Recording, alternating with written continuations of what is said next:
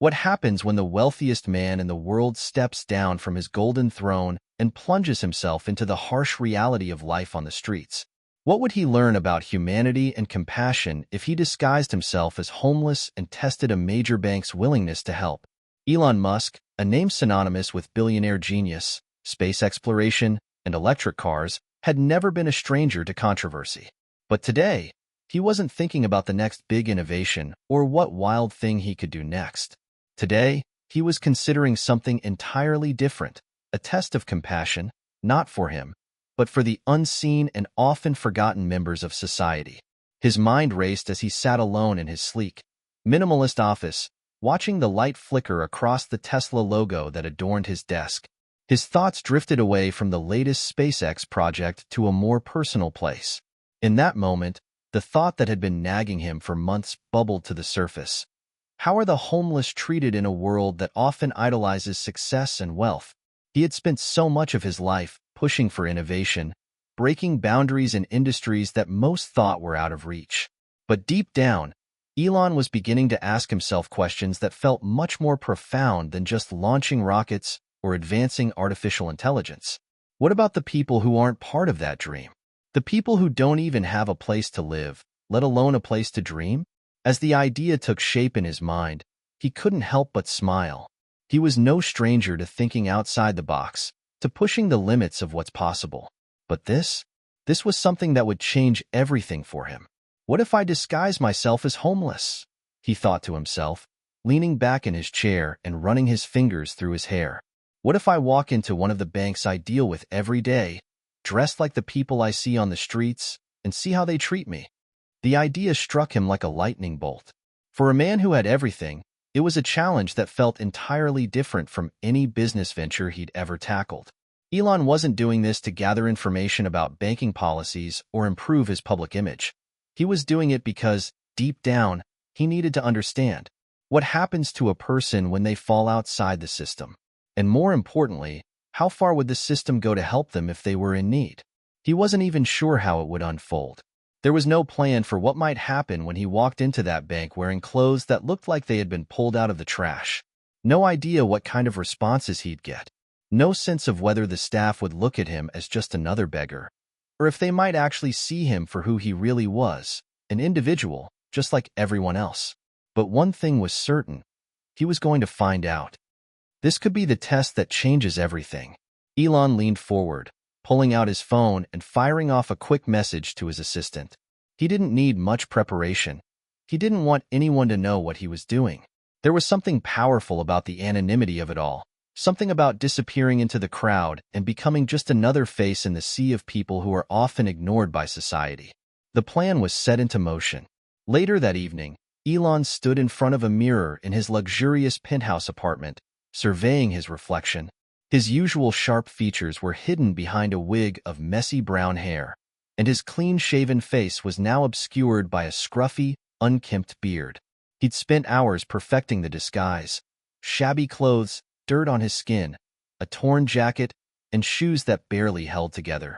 He looked nothing like the man whose face was plastered across news outlets every other day. In fact, he didn't look like the man he saw in the mirror at all. He didn't even recognize himself. It was unnerving. This wasn't just a costume. This was the reality for millions of people who didn't have the means to escape it. As he looked at his reflection, a wave of empathy washed over him. He had never truly understood the desperation of being homeless, of having nothing but the clothes on your back and the ground beneath you.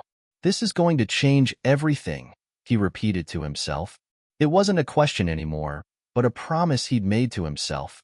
Elon had always prided himself on doing things differently, but this experiment was going to be on a completely different level. The stakes felt higher now. He wasn't just testing the kindness of a bank. He was testing the kindness of society. The next morning, disguised as a homeless man, Elon stepped outside. His heart raced as he walked down the street, the weight of his decisions settling in. The city, bustling as always, felt different now. He was invisible. No longer a billionaire who could command attention with a single tweet, but just another person drifting through a world that often turned its back on people like him. As he approached the bank, his nerves began to show. His palms felt clammy, and his throat tightened. For a brief moment, he considered turning back. It wasn't too late to call it off. But then he reminded himself of why he was here. I'm doing this to learn. I'm doing this because I want to know what the world is really like for people who don't have anything. Elon pushed open the bank's glass doors and walked inside. The cold, air-conditioned atmosphere was a sharp contrast to the street he had just come from. He moved cautiously, trying to act as if he belonged in this sterile, professional environment. The tellers behind the counters looked at him briefly, some with confusion, others with disdain. No one spoke to him. No one asked if he needed help. He wasn't a customer.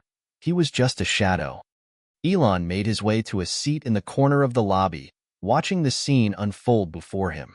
He could feel the eyes on him, the judgment, but he stayed quiet.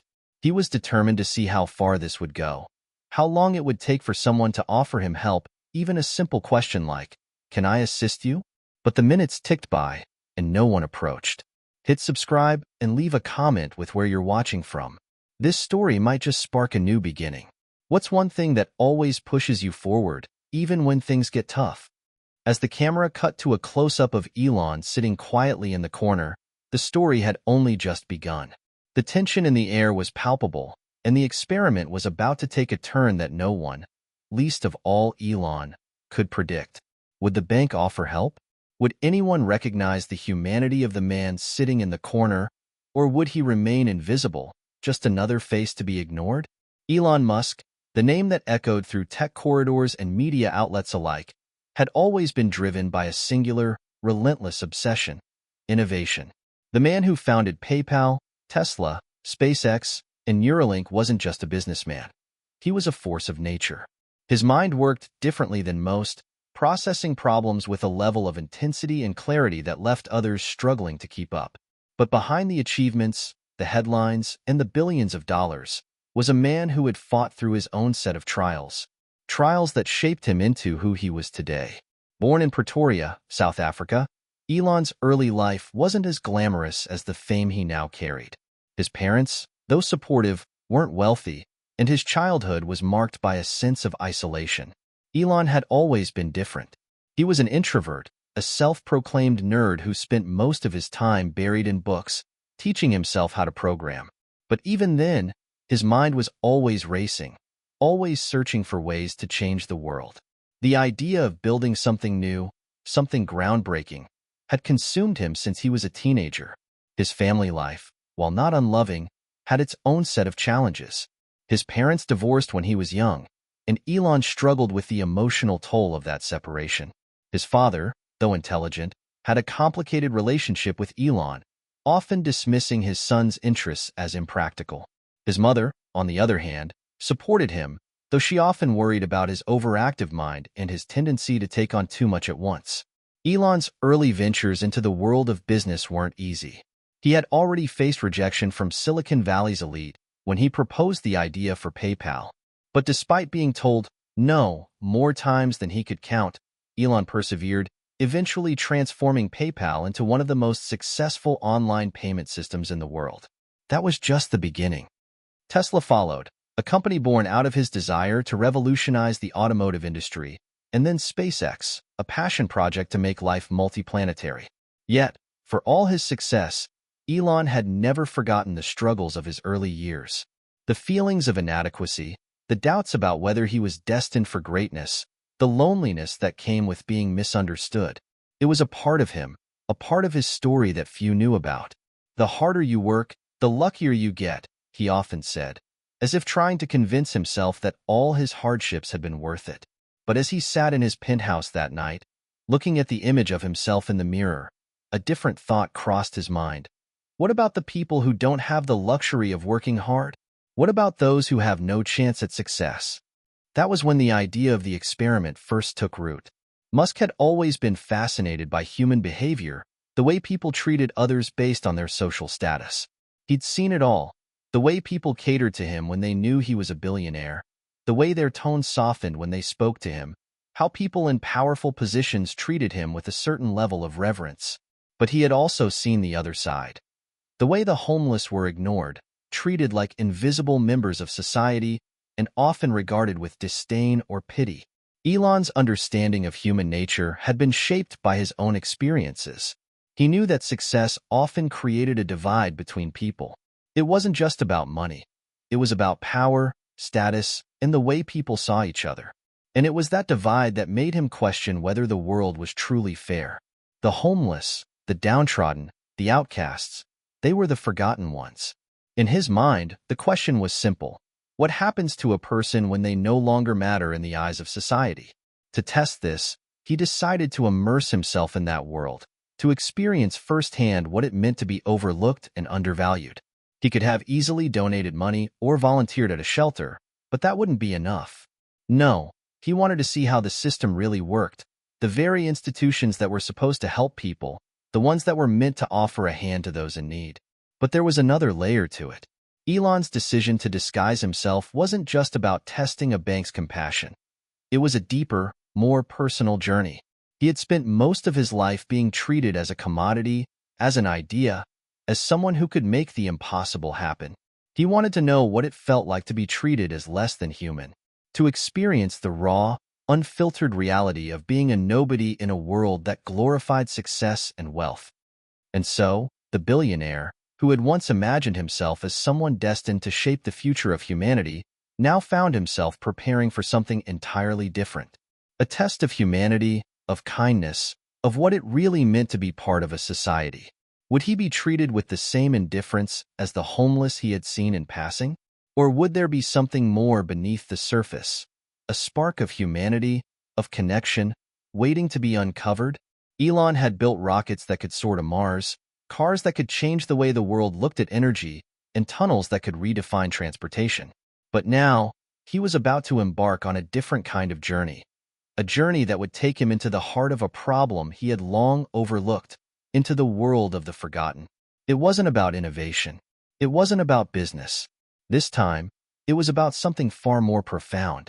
It was about understanding. As Elon sat in his office, staring at the reflection of the man he had become, the billionaire and the homeless man seemed to blend together, each one a reflection of the other. He could no longer ignore the divide between them.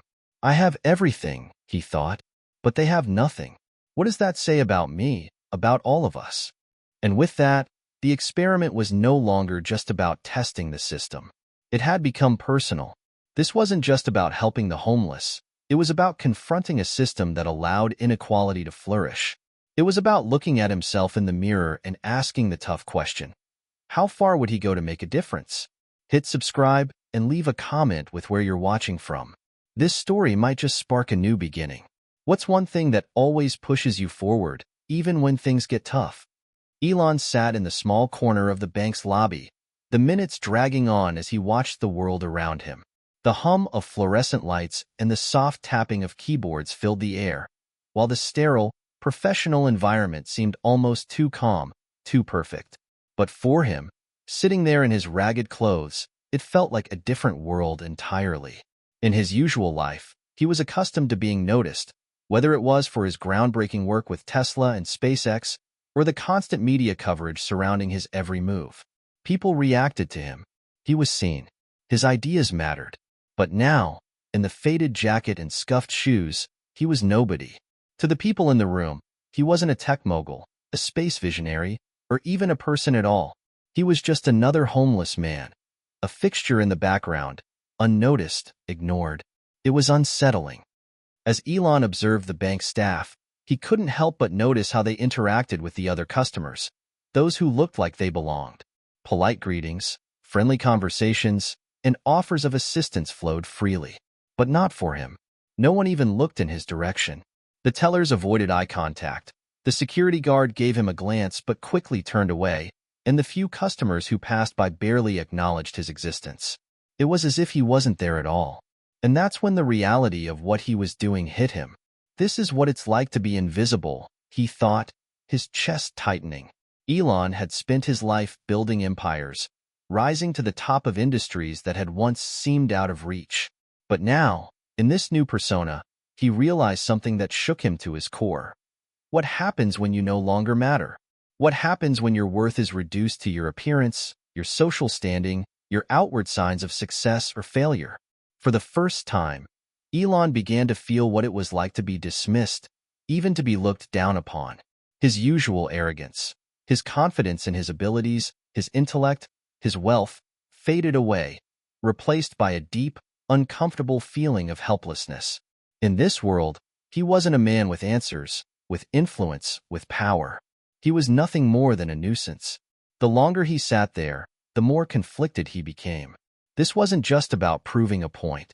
It was personal. In fact, it had become something deeper than he had anticipated.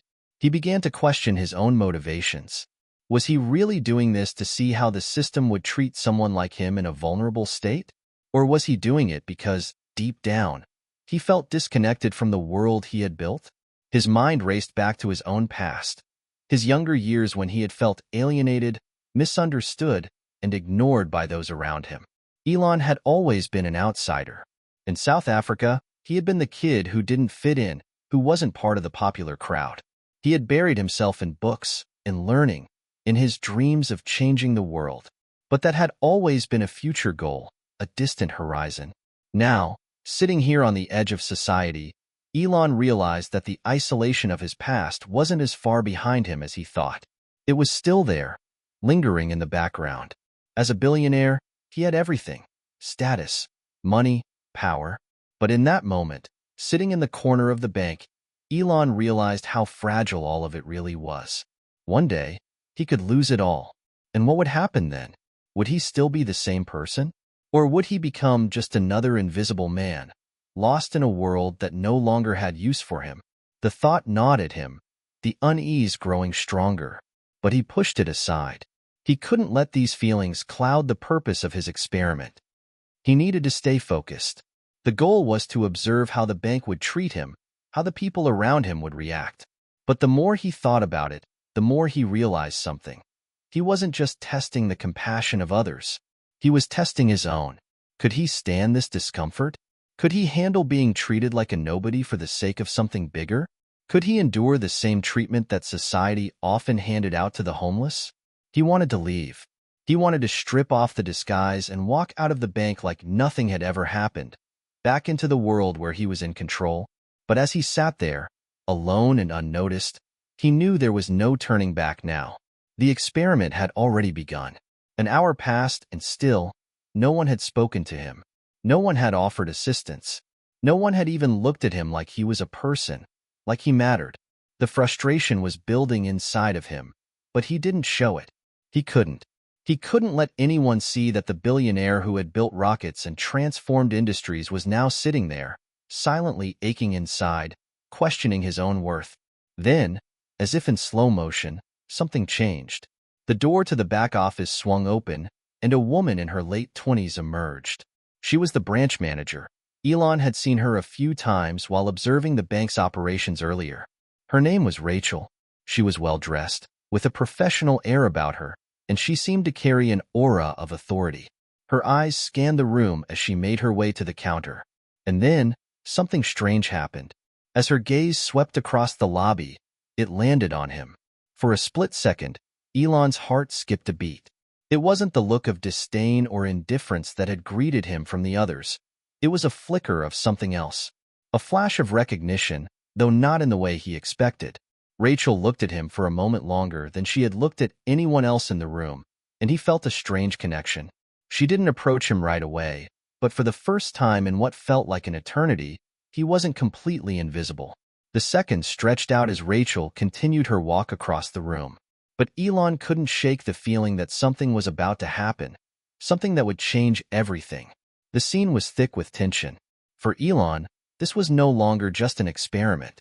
It was a silent battle between being seen and being ignored, between his past and his present, between his identity as a billionaire and the anonymity he now wore like a second skin. The question was no longer about what the bank would do. It was about what he would do next. Would he confront Rachel? Would he break the silence and demand attention? Or would he continue to let this experiment play out, observing the world as it treated him just like anyone else? The conflict inside him was rising, and it wasn't just about the bank anymore. It was about the journey he had started, a journey to understand himself, to understand compassion, and to understand what truly makes someone human. Rachel's gaze lingered for a moment longer than expected before she turned back to her work, returning to her duties with the same professional demeanor she had worn the entire time. But for Elon, the brief encounter sent ripples through his mind. Was she aware of him? Or had it simply been an accidental glance? The discomfort in his chest persisted, but now it was paired with a surge of curiosity. He had expected indifference. He had braced himself for a harsh, uncaring world where his presence, or lack thereof, meant nothing. But Rachel's brief, almost imperceptible acknowledgement planted a seed of doubt in his mind. Could the world be more compassionate than he had anticipated? Or was it simply that, in a sea of apathy, he had been noticed by someone who still saw value in every individual? Elon wasn't sure, but as the minutes stretched on, he realized something deeper. He needed to know. As the hours passed and the bank's lobby became quieter, Elon's mind wandered. He thought of his life, his businesses, his ambitions, his ability to move mountains. But that was all out of reach now. The power he wielded in the world of technology and finance didn't matter here. Here, he was just another person, perhaps even less than that. And that thought, that vulnerability, was what truly startled him. As a billionaire, Elon Musk had always had control over his environment. He had orchestrated moves that had reshaped entire industries. But now, for the first time, he was powerless. He was at the mercy of the system, the very thing he had worked so hard to change. He was no longer the one calling the shots. Was this how everyone felt? Elon wondered. Did everyone, at some point, feel this invisible, this powerless, this out of control? He shifted uncomfortably in his seat, his worn jacket sticking to his skin as the air conditioning blasted overhead. A cold draft blew through the lobby, and Elon couldn't help but think about the homeless individuals he had seen on street corners, shivering and trying to make it through another day. The moment he stepped into the bank, he had felt like he belonged to another world entirely. And now, sitting in the same sterile, polished space, it was as though that world had no place for him anymore. Suddenly, the loud chime of the doorbell broke his thoughts, and the lobby doors swung open. A man in his mid-30s walked in, well-dressed in a suit that surely cost more than Elon's entire outfit. The man seemed confident, even boastful as he strode past the tellers and glanced around the room. The contrast between the man and Elon couldn't have been more stark. The man was practically the epitome of success, everything Elon used to be, before he let go of his identity and slipped into this new persona. Elon's stomach tightened as he watched the man walk up to one of the tellers, exchanging pleasantries with an air of ease that made Elon feel small. It's like the world has a pecking order, Elon thought bitterly, and I've dropped to the very bottom. But the thought wasn't just a bitter realization. It was a moment of self-awareness. The experiment, which had initially been about testing the kindness of others, was now shifting. It wasn't just about how the world treated him. It was about what he could learn from being invisible. The man in the suit finished his business at the counter, shaking hands with the teller in a cordial, confident manner. He didn't even glance at Elon. He was moving through life, untouched by the fears and doubts that plagued Elon in that moment. Why am I doing this? Elon asked himself. What's the point of this test? At that moment, Elon wasn't just testing the empathy of the bank or the people around him. He was questioning something deeper, his own identity. For years, he had prided himself on being an agent of change, a visionary who could transform the world with his ideas. But as he sat there, feeling invisible and powerless, Elon wondered if there was more to life than achievement and accolades. Had he been so focused on building empires that he had forgotten about the people who were left behind? His thoughts were interrupted by the soft thud of footsteps approaching him. He glanced up, slightly startled. Rachel, the branch manager, was walking toward him, her face still wearing that professional mask. But this time, there was a softness to her expression that hadn't been there before. "Excuse me," she said gently, her voice warm but cautious. "Is there anything I can do for you today?" For a moment, Elon froze. This was the moment he had been waiting for, the moment when the experiment would come to a head. Would she offer him help, or would she simply ignore him like everyone else? He met her gaze, and for a split second, there was a flicker of recognition, of humanity, behind her eyes. Elon could sense it, the subtle shift, the compassion that lay hidden beneath her professionalism. "No, Elon hesitated, unsure of what to say. He had no idea how to explain his situation, how to justify the reason for his presence here. Rachel seemed to understand his hesitation. She didn't press him for an answer. Instead, she continued, "If you need anything, whether it's information or assistance, don't hesitate to ask. I know it can be tough. Just know that you're not alone here." The words hung in the air, and for a moment, Elon simply stared at her. The statement wasn't dramatic or overblown. It was quiet, simple, but it felt real. It felt genuine. In the span of that brief interaction, he understood something. Maybe people weren't as heartless as he had assumed. Maybe compassion wasn't something earned by wealth or status, but something innate, something that could transcend social class. As Rachel turned and walked away, Elon sat there, reflecting on her words. The experience wasn't over yet. The experiment still had a long way to go. But in that small exchange, he felt something he hadn't expected to feel during this entire process. A small glimmer of hope. Perhaps, just maybe, the world wasn't as divided as he had thought. And maybe, through this journey, he could discover something even more profound about human nature than he had ever anticipated. As the door to the bank closed behind Rachel, Elon felt a strange weight lift from his chest. The road ahead was still uncertain, but now, he was beginning to see a glimmer of what might be waiting for him. His journey into the unknown had only just begun, but the first steps had already been taken. It had been nearly 2 days since Elon had first entered the bank, and the time had come for him to finally confront what he had been trying to avoid. The experiment, once fueled by curiosity and a desire to understand compassion, had shifted. Now it was personal.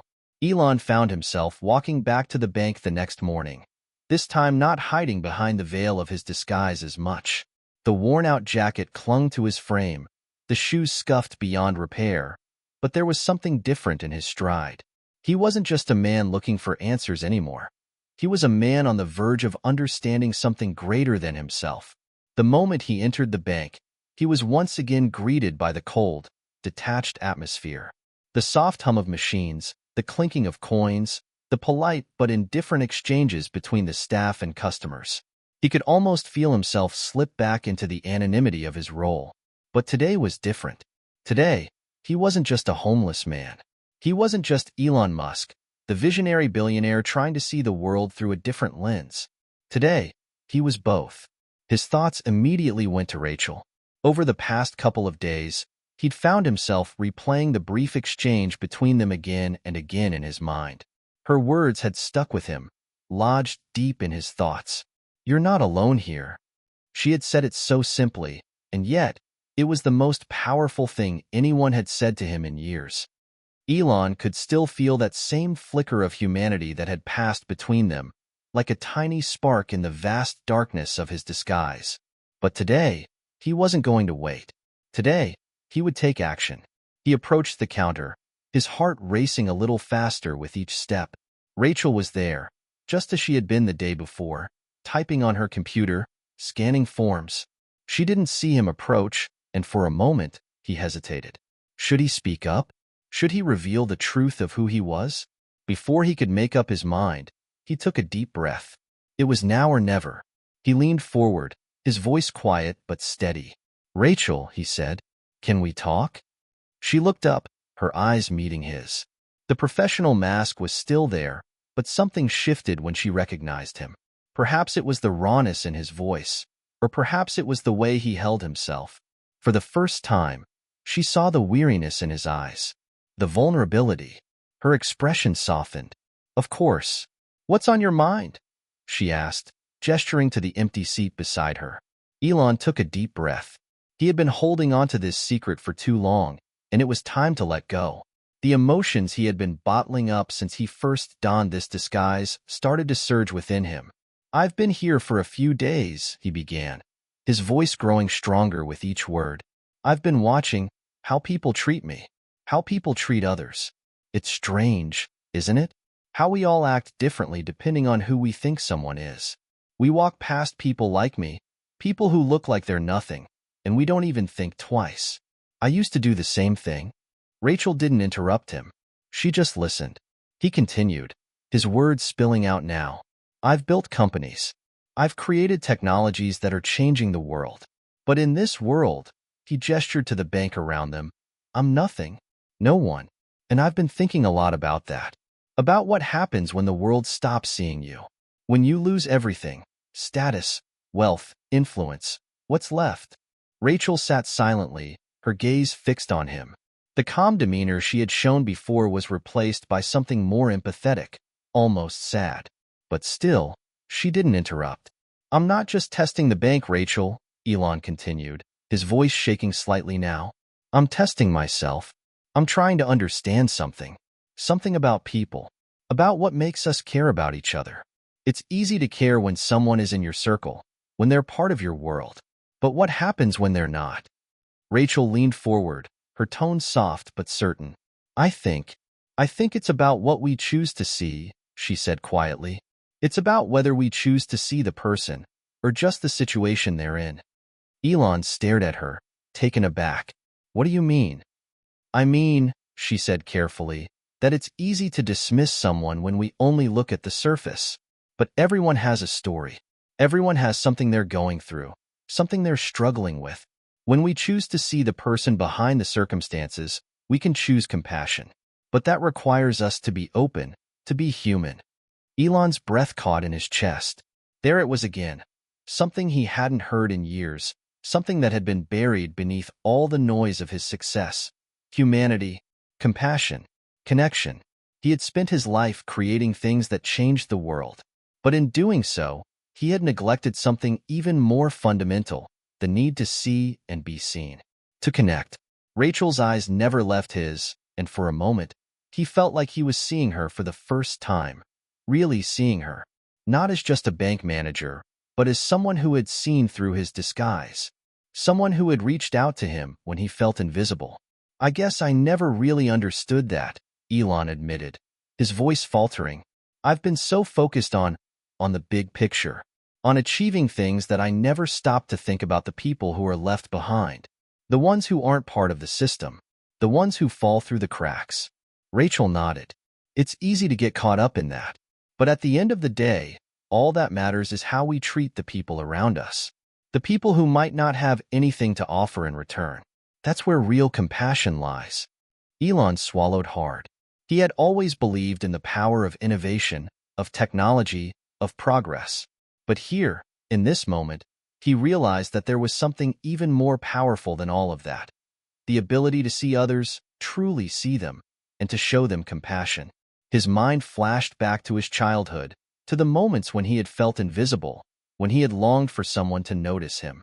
Now, for the first time in years, he felt like he was being seen. And it wasn't because of his wealth or his fame. It was because someone cared enough to look beyond the surface. The room felt quieter now, as though the entire bank had faded away, leaving only him and Rachel. The walls, the customers, the bank's impersonal nature. All of it seemed to melt away as Elon found himself face to face with the truth he had been avoiding. He had been so focused on proving something to the world, but now, he realized that he needed to prove something to himself. That compassion, humanity, and connection were worth more than all the achievements and accolades he had amassed. Elon took a deep breath. Thank you, Rachel, for seeing me. I didn't expect this. Rachel smiled softly. It's never too late to start seeing each other, Elon. Never too late. And in that moment, as the weight of his own realization settled in, Elon felt a shift inside him. The world outside the bank might still be cold and indifferent, but he knew now that he could make a difference by choosing to see the people around him, by choosing to care. For the first time, he understood that real power wasn't in rockets or electric cars. It was in the ability to connect with others, to treat every person with dignity, no matter their circumstances. The next few days were a blur of activity for Elon, but they were different from anything he had ever experienced. The world he had once dominated, the empire he had built with a single-minded determination, seemed distant now. He no longer viewed his life with the same urgency or pressure to succeed at any cost. It wasn't that he had abandoned his dreams or his goals. No, those were still there, still burning inside him. But the fire that fueled them was different now. It was tempered with empathy. Each day, as he stepped into the bank, it felt less like a foreign place and more like a community. The people who worked there, the tellers, the customers, even the security guards, had all become part of a puzzle he was slowly piecing together. It was a puzzle that didn't involve financial gains or technological innovations. It involved something far more intricate and elusive: connection. He spent more time talking to Rachel. They discussed everything: how she had built her career, her thoughts on the world's indifference to poverty, her dreams of helping others in meaningful ways. Elon found himself listening in a way he had never listened before, deeply absorbing the quiet wisdom that had always been there, hidden in plain sight. It was on the fourth day of his self-imposed experiment that he found himself walking through the lobby, lost in thought. His mind wandered to the conversation he had with Rachel 2 days ago, the one where he had confronted the emotions that had been buried for so long. And suddenly, as he passed by the window, he saw something that stopped him in his tracks. A homeless woman, wrapped in layers of mismatched clothing, was sitting by the curb. Her eyes were closed, her face tired, but there was something about the way she held herself that made Elon's heart tighten. She didn't look weak or broken. She looked resilient. She looked like someone who had been through battles and was still standing, despite everything. It hit him then, like a punch to the gut. This is the reality. The homeless weren't just a statistic, a problem to be solved. They weren't invisible. They were people with lives, with stories. Stories that had never been told. Stories that mattered. Elon's chest constricted, and for a moment, he couldn't breathe. This was what he had been missing: the people behind the faceless numbers, the ones who had fallen through the cracks, who had no voice. But it wasn't just that. He realized he had also been blind to the lives of others who lived in quiet desperation, working tirelessly, trying to make ends meet without ever being noticed. That feeling, the one he had buried under ambition for so many years, came rushing back to him. The need to do something, to make a difference. But this time, it wasn't about changing the world through technology alone. It was about changing the way he interacted with the world, the way he saw people, the way he chose to help. "Excuse me," a voice interrupted his thoughts, and he turned to see Rachel standing next to him. There was a concerned look on her face. "Are you okay?" she asked, her tone gentle. Elon nodded, though the emotions that swirled within him were anything but calm. "Yeah," he said quietly. I think I figured something out." Rachel waited, her eyes patient.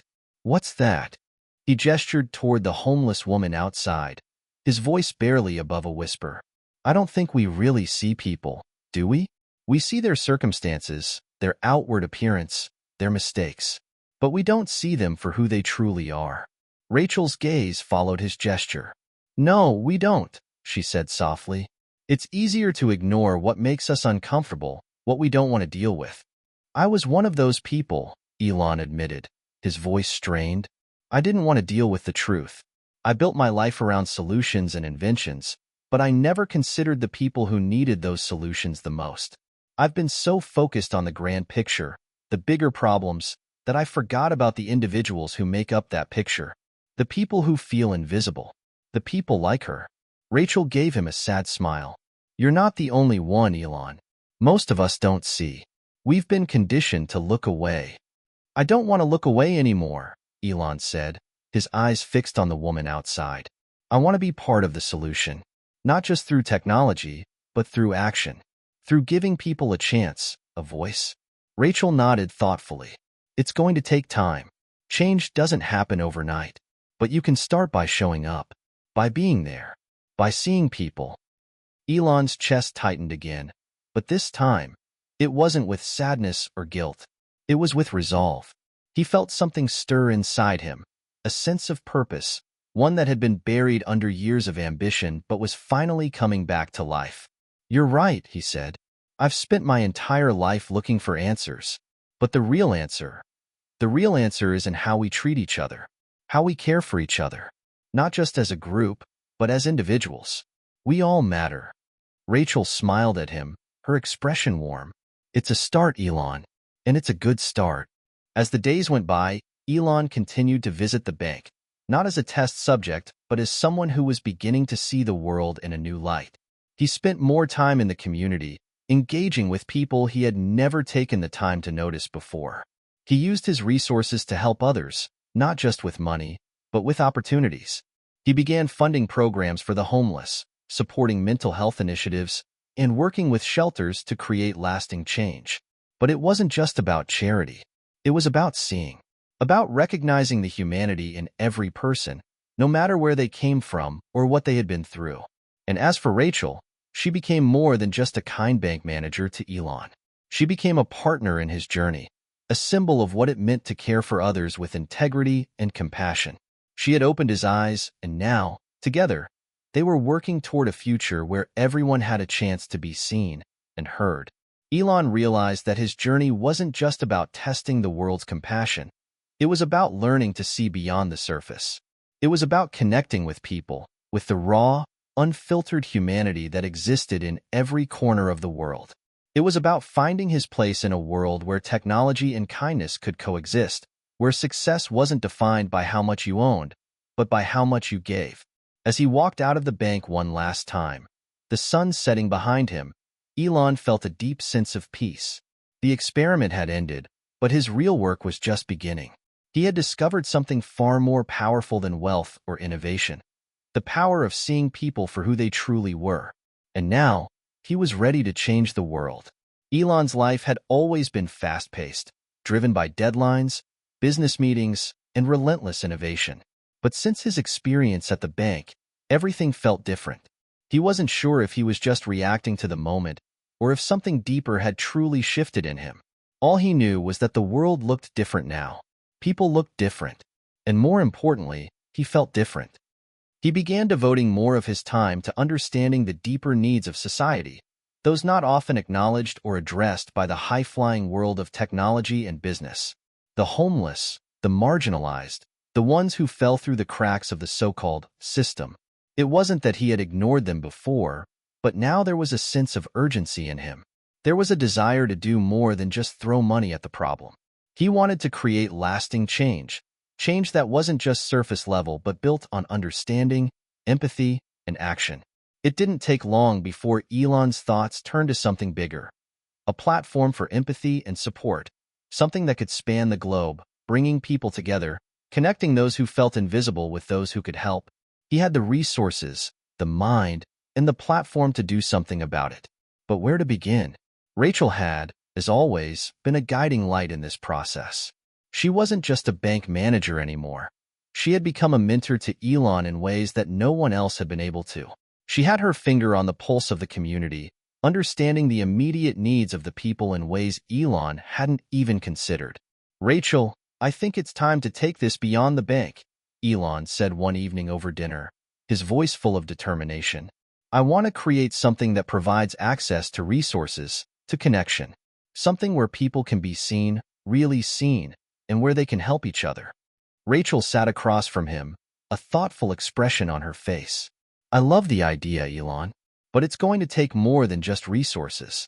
You're talking about shifting an entire mindset. You're talking about getting people to care about the people they normally ignore." Elon nodded, his eyes intense. "Exactly.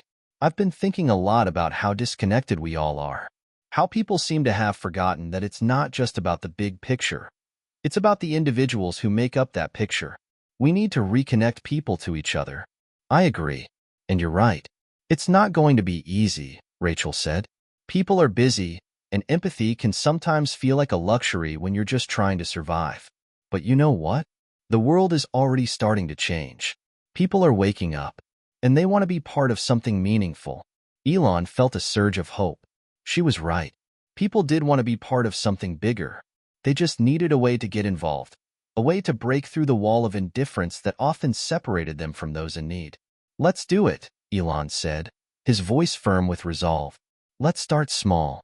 Let's create a platform where people can offer support to one another, whether that's donating time, skills, or money. A place where people can truly see each other and be part of something greater than themselves. It'll be a movement, not just a charity." Rachel smiled, clearly excited by the idea. It sounds amazing, but where do we start? The first step was deceptively simple: a website. A digital space where people could connect, share their stories, and find resources. But it was more than just a directory of services. It had to be a place where human connection could thrive. Elon wanted to build a platform where people could form communities, where they could offer support not just through money but through time, energy, and empathy. A place where someone who had been overlooked or forgotten could find help, but also a place where people who wanted to help could easily find opportunities to do so. Rachel took the lead on this, using her expertise in community building. She helped create the initial model for the website, focusing on making it easy for people to share their experiences and find connections. Elon used his resources to fund the technical side, ensuring the website would be accessible, mobile-friendly, and open to anyone, regardless of their situation. They called the platform SeeMe, a name that encapsulated everything Elon had learned over the past week. It wasn't just about giving to charity or offering resources.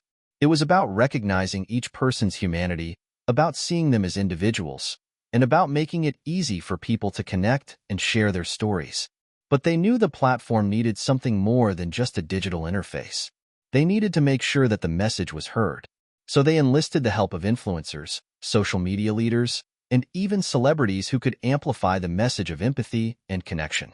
It was one thing to build the platform. It was another to get people to use it. Elon and Rachel worked tirelessly, watching the project evolve from a simple idea to something far more powerful. They began organizing outreach programs, working with schools, businesses, and organizations to create a network of people who were committed to the idea of seeing one another. They reached out to shelters, food banks, and mental health services, ensuring that SeeMe was more than just an online experience. It was a real-world movement. At first, the response was slow. But then, one morning, a notification popped up on Elon's phone. First donation received, $5 from a teacher in Chicago. Elon stared at the screen for a moment. It wasn't much, but it was a start. It was someone saying, "I see you." Someone choosing to help, choosing to make a difference. He turned to Rachel, who had been watching the same screen. "It's happening," he said, his voice full of wonder. Rachel smiled, a tear in her eye. "It's just the beginning." Over the following weeks, SeeMe began to gain momentum. Word spread, not just through social media but through the communities that had been touched by the platform's message. People were coming together in new ways, sharing resources, telling their stories, and helping one another. They were finding that when you truly saw someone, you were more likely to reach out, to help, and to change their life. Elon continued to visit the bank, though now he no longer needed to hide behind his disguise. Rachel had become a trusted friend, a sounding board for his ideas. And as he walked through the bank's doors each day, he was greeted not by a stranger, but by people who recognized him, who understood him. But it wasn't just about the platform anymore. It was about the movement, the growing wave of compassion and connection that was spreading, one small act at a time. And for the first time, Elon realized that he wasn't just changing the world through rockets or electric cars. He was changing it through the people who chose to see each other, to care for one another. It wasn't just a movement. It was a new way of living. Elon smiled to himself as he watched the donations and stories come in, each one a ripple that would soon turn into a tidal wave. The journey was just beginning. As Elon sat in his office, he couldn't help but feel a mix of excitement and apprehension.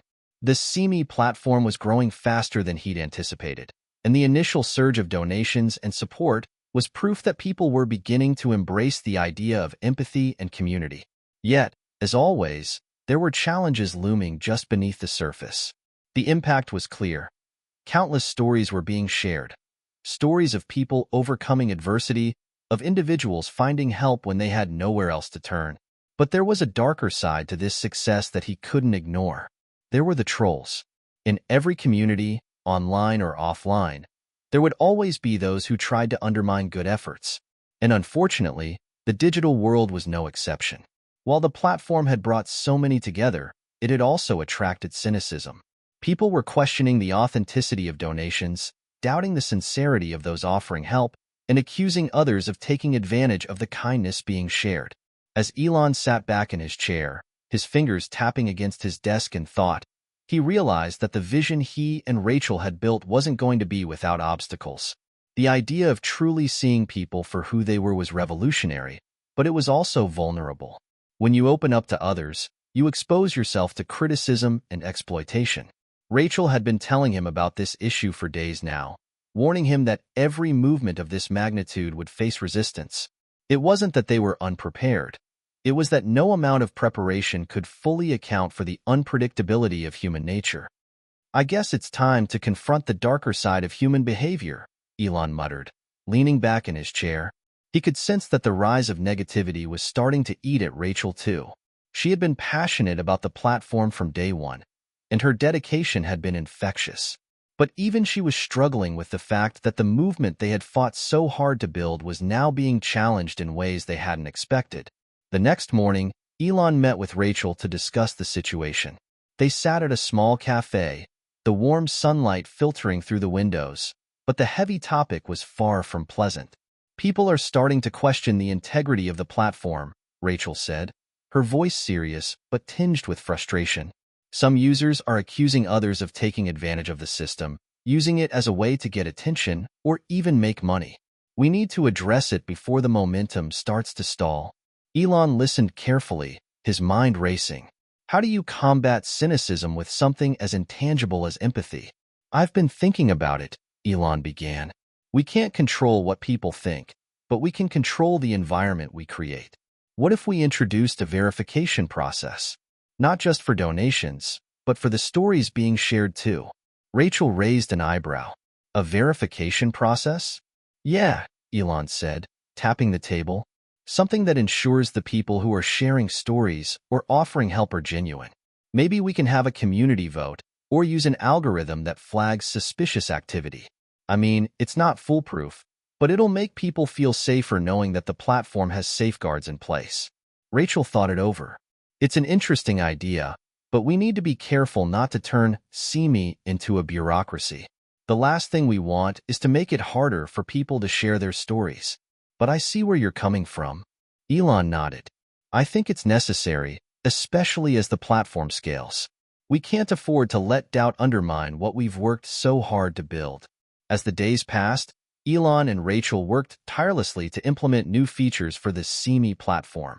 They introduced a system where community members could rate and verify the authenticity of donations, share their experiences, and confirm the legitimacy of individuals who were asking for help. It wasn't a perfect system, but it was a step in the right direction. However, despite their best efforts, the negative comments didn't disappear. Instead of attacking the system itself, the focus shifted to the platform's users. One night, Elon scrolled through the platform's comments, his eyes scanning the feedback. A particularly hurtful comment stood out. "This is just another scam. People are pretending to be homeless to get donations. Who's really benefiting from this? Probably the people running the site." He felt his stomach tighten. He'd expected this, of course. The more popular SeeMe became, the more it attracted scrutiny.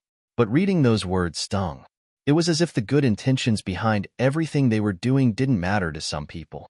To them, it was just another opportunity for someone to profit off the suffering of others. Frustration surged through Elon. But then something unexpected happened.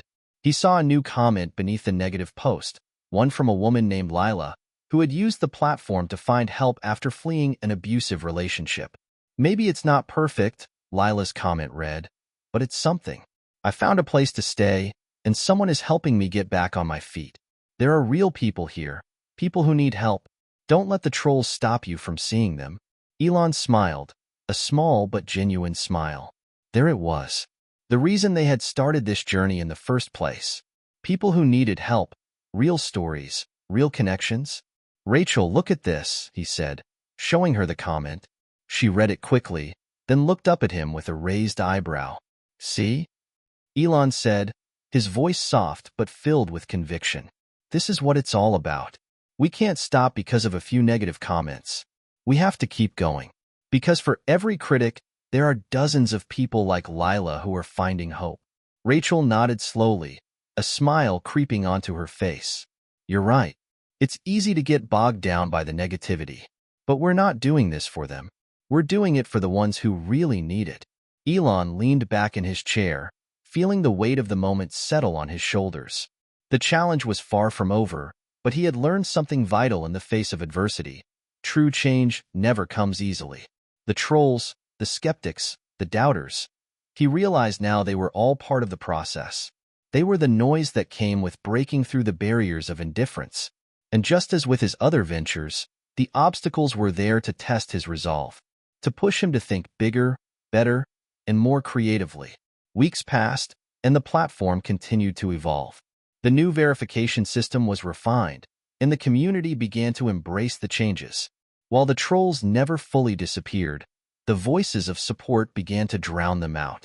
Lila's story was just one of many that began to surface, stories of real people whose lives were being changed by the platform. And as the ripple of empathy continued to grow, Elon realized something even more profound. Compassion was contagious. The more people gave, the more others were inspired to do the same. It wasn't about grand gestures or millions of dollars. It was about everyday people choosing to see one another, choosing to make a difference in the lives of those around them. And that was something no amount of criticism could take away.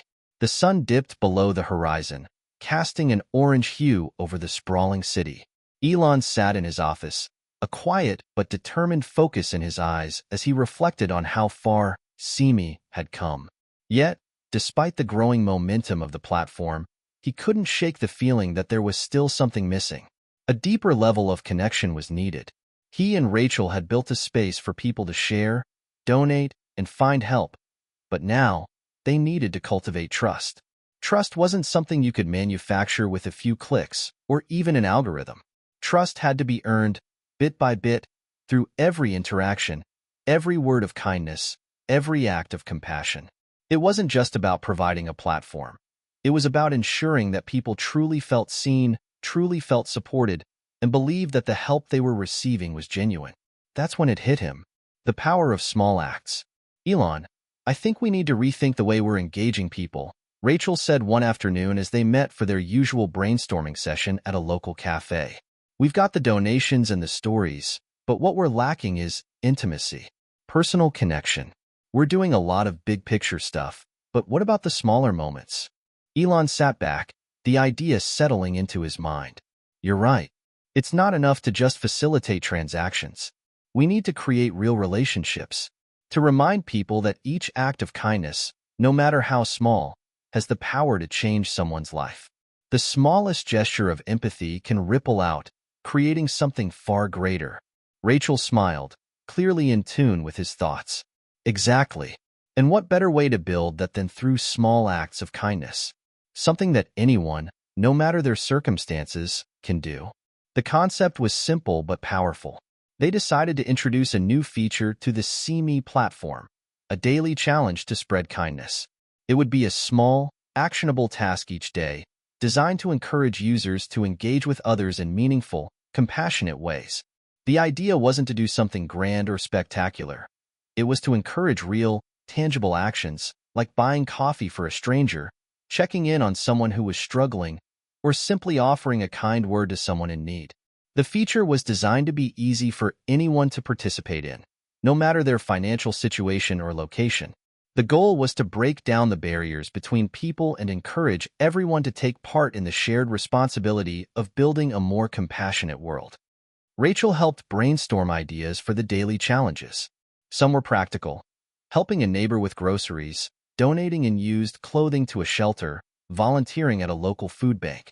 Others were more emotional, offering words of encouragement to someone online, reaching out to an old friend, or just listening to someone without judgment. The first challenge was posted, "Today, compliment a stranger. Let them know they matter." The idea was simple, yet the response was overwhelming. People began sharing their experiences on the platform, stories of making someone smile, of lifting their spirits in unexpected ways. Some shared how a small act of kindness had turned their day around. Others spoke of the profound impact a simple compliment had made on someone they'd never met. Elon felt a surge of hope as he read through the posts. The ripple effect had already begun. Over the next several weeks, the daily challenges grew more creative and impactful. People began to look forward to them, Each day felt like a new opportunity to make the world a little bit better, a little bit kinder, and slowly but surely, trust began to form. Users started to see me as a space where not only their problems were addressed, but also where they could offer something in return, no matter how small. The platform was no longer just a place to receive. It was a place to give, and that, Elon realized, was the true power of the movement. However, as with every initiative of this magnitude, there were challenges. One afternoon, Elon logged into the See Me platform and was met with a notification that caught his attention. There had been a surge in fraudulent posts, users pretending to complete challenges or offering fake donations. At first, it was small-scale, one or two fake stories here and there. But as the platform grew, so did the number of deceitful activities. Some individuals had even begun taking advantage of the kindness challenge to manipulate others, pretending to give or receive help only to exploit the goodwill of the community for their own gain. Elon couldn't ignore this. The trust they'd worked so hard to build was at risk. He called Rachel immediately. "We've got a problem," Elon said, his voice tense. "There's a rise in fraudulent activity on the platform. Fake posts, fake donations, people gaming the system. We need to act fast before it spreads any further." Rachel's voice was steady but concerned. "I suspected this might happen. We need to strike a balance between protecting the integrity of the platform and ensuring we don't alienate the people who truly need help." Elon thought for a moment. How could they stop this without sacrificing the very thing that made See Me so special, the ability to trust and be trusted? The solution, Elon realized, wasn't to shut the door on anyone who made a mistake. It was to educate and involve the community in keeping the platform honest. Together, they devised a verification squad, a group of trusted users who had demonstrated consistent compassion and integrity. This squad would help review posts and donations, ensuring that the platform remained transparent and that its values were upheld. Alongside this, they added a reporting feature, enabling users to flag suspicious activity for investigation. The goal was not to create a police state on the platform, but to make it a community-driven effort to uphold the spirit of empathy and kindness. They also implemented a system of accountability, where users who were found to be fraudulent were temporarily suspended, with an opportunity to make things right by completing a series of small kindness challenges themselves. Elon knew that no system would ever be foolproof, but this approach, one based on forgiveness, transparency, and communal responsibility, felt like the right path forward. Within weeks, the community responded positively to these changes. Fraudulent posts dropped significantly, and users became more vigilant, looking out for each other. It was clear now that the power of See Me wasn't just in the kindness it inspired. It was in the trust people had begun to place in each other. In his heart, Elon knew this wasn't the end. There would always be challenges ahead. More trolls, more fraud, more critics. But he also knew that the small acts of kindness would always outweigh the noise, and that every time someone chose to see another person for who they truly were, the ripple of change would continue to spread. As the weeks passed, See Me grew beyond anything Elon had anticipated. It wasn't just a platform anymore. It was becoming a movement, a cultural shift toward empathy, community, and compassion. The daily challenges, the donations, the stories, it all came together to form something powerful. But Elon knew that while they had come far, they were still at the beginning. One evening, Elon was sitting in his home office, reading through the latest feedback on the platform. Users were commenting about how the challenges were changing their lives. Stories of personal transformation poured in from every corner of the country. One woman in Oregon shared how a stranger had helped her with groceries when she was having a particularly difficult day, and how that small act of kindness had given her hope. Another post from New York talked about how a man, struggling with addiction, had found new resolve through a kindness challenge. He had reached out to others, and with each small act of giving, he felt the strength to face his demons. Elon paused and leaned back in his chair, taking it all in. The impact was undeniable. But as he looked at the map of the platform's growing reach, he felt a deeper question lingering in his mind. How far could this really go? "What's next?" he asked aloud, as though waiting for an answer. The next morning, he reached out to Rachel. They met at their usual cafe, where the energy was lively and the coffee strong. Rachel was already there, her laptop open, scanning through reports from the platform. "I've been thinking a lot about our next step," Elon began, his voice filled with both excitement and caution. "We've built something special here. But what if we could take this to a global scale?" Rachel paused, giving him a thoughtful look. "Global? How do you mean?" Elon leaned forward, his hands clasped together. "What if we could expand the challenges beyond the US?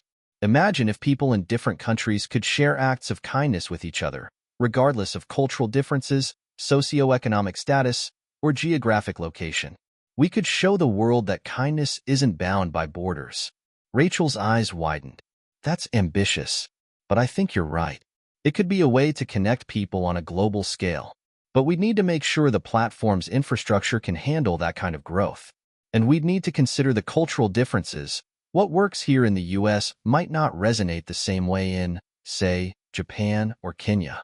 Elon nodded. "We'll need to adapt. But the underlying message remains the same, that empathy and connection are universal. The challenge is making sure that SeeMe can serve as a tool for people to feel connected to one another, no matter where they are." As they brainstormed ways to expand the platform, they discussed everything from multilingual support to collaborating with local influencers in different countries to spread the message. They talked about partnering with organizations that focused on social good in various parts of the world.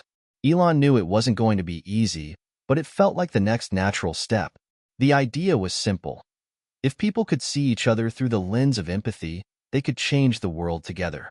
Elon and Rachel decided to start small. They reached out to several organizations in other countries to test the waters. They partnered with a nonprofit in India that focused on poverty alleviation, asking if they could integrate some of the kindness challenges into their community efforts. They also reached out to groups in Europe and South America, offering to help amplify their voices through the platform. The first international challenge was a modest one. Send a message of hope to someone in a country you've never visited. The response was overwhelming. People from all corners of the globe took part, sharing messages of encouragement, support, and understanding. The challenge was designed not only to inspire kindness, but to foster connections between cultures that might otherwise never cross paths. The idea was that empathy transcends borders, and by participating, users were learning that their kindness could reach people they might never physically meet, but whose lives they could still impact. A few weeks later, Elon sat in a meeting room with his team. The global expansion was underway, and the first international collaboration was a resounding success. They had seen a surge of new users from countries they had never targeted before. The platform had been translated into several languages, and local communities were embracing the challenge, making it their own. But even as the success continued to roll in, there were growing pains. Scaling a platform to such a massive degree wasn't without its challenges. They had to ensure that their server infrastructure could handle millions of new users. They had to adapt the platform's features to account for cultural differences. And most importantly, they had to ensure that the core message of SeeMe was not lost in translation. Elon couldn't help but feel the weight of the responsibility on his shoulders. This wasn't just a tech venture anymore. It was a movement, one that could bring about real, tangible change. But with that came a responsibility to get it right. Late one night, Elon found himself on a video call with Lila, the woman whose comment had once given him the motivation to continue pushing forward when things seemed uncertain. She had become a voice for the platform, a testament to its power to change lives. "How's the platform been working for you, Lila?" Elon asked, his tone warm. Lila smiled, her face lighting up. "I'm doing better than I ever thought possible. I've started helping others in my community, and it's changed everything. I feel like I'm part of something bigger. It's not just about me anymore. It's about all of us. I've seen people come together in ways I never imagined." Elon's heart swelled as he listened to her. This was the reason behind it all, to create a space where people felt seen, heard, and connected. It wasn't about making a fortune or gaining fame. It was about fostering a global community where people could come together to support each other. "I'm proud of what we've built, Lila," Elon said. "But we're just getting started. This movement is about to become something even bigger, something that reaches the entire world." Lila nodded, her eyes glistening. "I believe it. And I'll be here, every step of the way, supporting it." As Elon hung up the call, He felt an overwhelming sense of purpose. This was the moment. The global expansion was happening, and See Me was no longer just a platform for Americans. It was a beacon of hope, compassion, and connection for people all around the world. The challenges were still there: fraud, skeptics, technical issues. But with every obstacle, the movement grew stronger. And with every act of kindness, the world was becoming just a little bit more compassionate. Hit subscribe and leave a comment with where you're watching from. This story might just spark a new beginning. What's one thing that always pushes you forward, even when things get tough? The wind was sharp as it whipped through the streets of San Francisco. Elon stood by the window of his office, looking out at the city below. The platform was flourishing, but deep down, he felt an unease that he couldn't quite explain. It had started as a spark, a single idea to bring people together through kindness, but now, See Me was evolving into something far larger, more complex, and, at times, more unpredictable than he had anticipated. The global expansion was well underway. The platform had gained a foothold in multiple countries, and users were enthusiastically participating in the daily kindness challenges. But Elon knew that as it grew, the risks would only increase. The bigger the platform became, the more pressure there would be to keep everything in balance. One mistake, one wrong move, could unravel everything. Rachel walked in just as Elon was lost in thought, a stack of papers in her hands. "You've been staring out that window for the past hour," she remarked, setting the papers down on his desk. "What's going on in that mind of yours?" Elon looked at her, his brow furrowed. "I'm worried, Rachel. The platform is growing, but we're about to hit a tipping point. We're walking a fine line. If we aren't careful, the very thing we're trying to create could be corrupted." Rachel nodded, understanding the weight of his words. "It's a big task, Elon, but we've got a community that's stronger than ever. You've built something real, something people believe in." "I know, but what happens when we're stretched too thin?" Elon leaned back in his chair, glancing at the stack of reports Rachel had placed on his desk. "We're getting bigger every day. Our infrastructure can't keep up. We need to test how far we can push this, but we have to do it carefully." That evening, Elon sat alone in his office, going over the plans for the next phase of growth. He wasn't just thinking about the logistics, he was thinking about the people. The more they expanded, the more they attracted attention, both positive and negative. The platform wasn't immune to criticism. In fact, some of the larger, more established companies were beginning to take notice of what See Me had built. And not all of that attention was friendly. Elon had heard rumors of competitors who were attempting to replicate the model.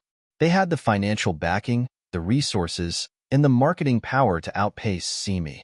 They were aggressive, and it was clear that they saw kindness as a business opportunity. But for Elon, that wasn't the point of the platform. See Me was never about making money. It was about changing lives. Days passed, and Elon's concerns grew. One morning, he received an unexpected call from a familiar voice. "Elon, it's Jonathan," came the voice from the other end of the line. Jonathan was an old friend and a prominent investor who had helped Elon with some of his previous ventures. "I've been following the progress of See Me, and I have to say, I'm impressed.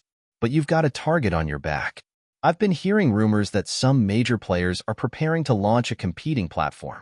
They've got resources. They've got experience." Elon's stomach tightened.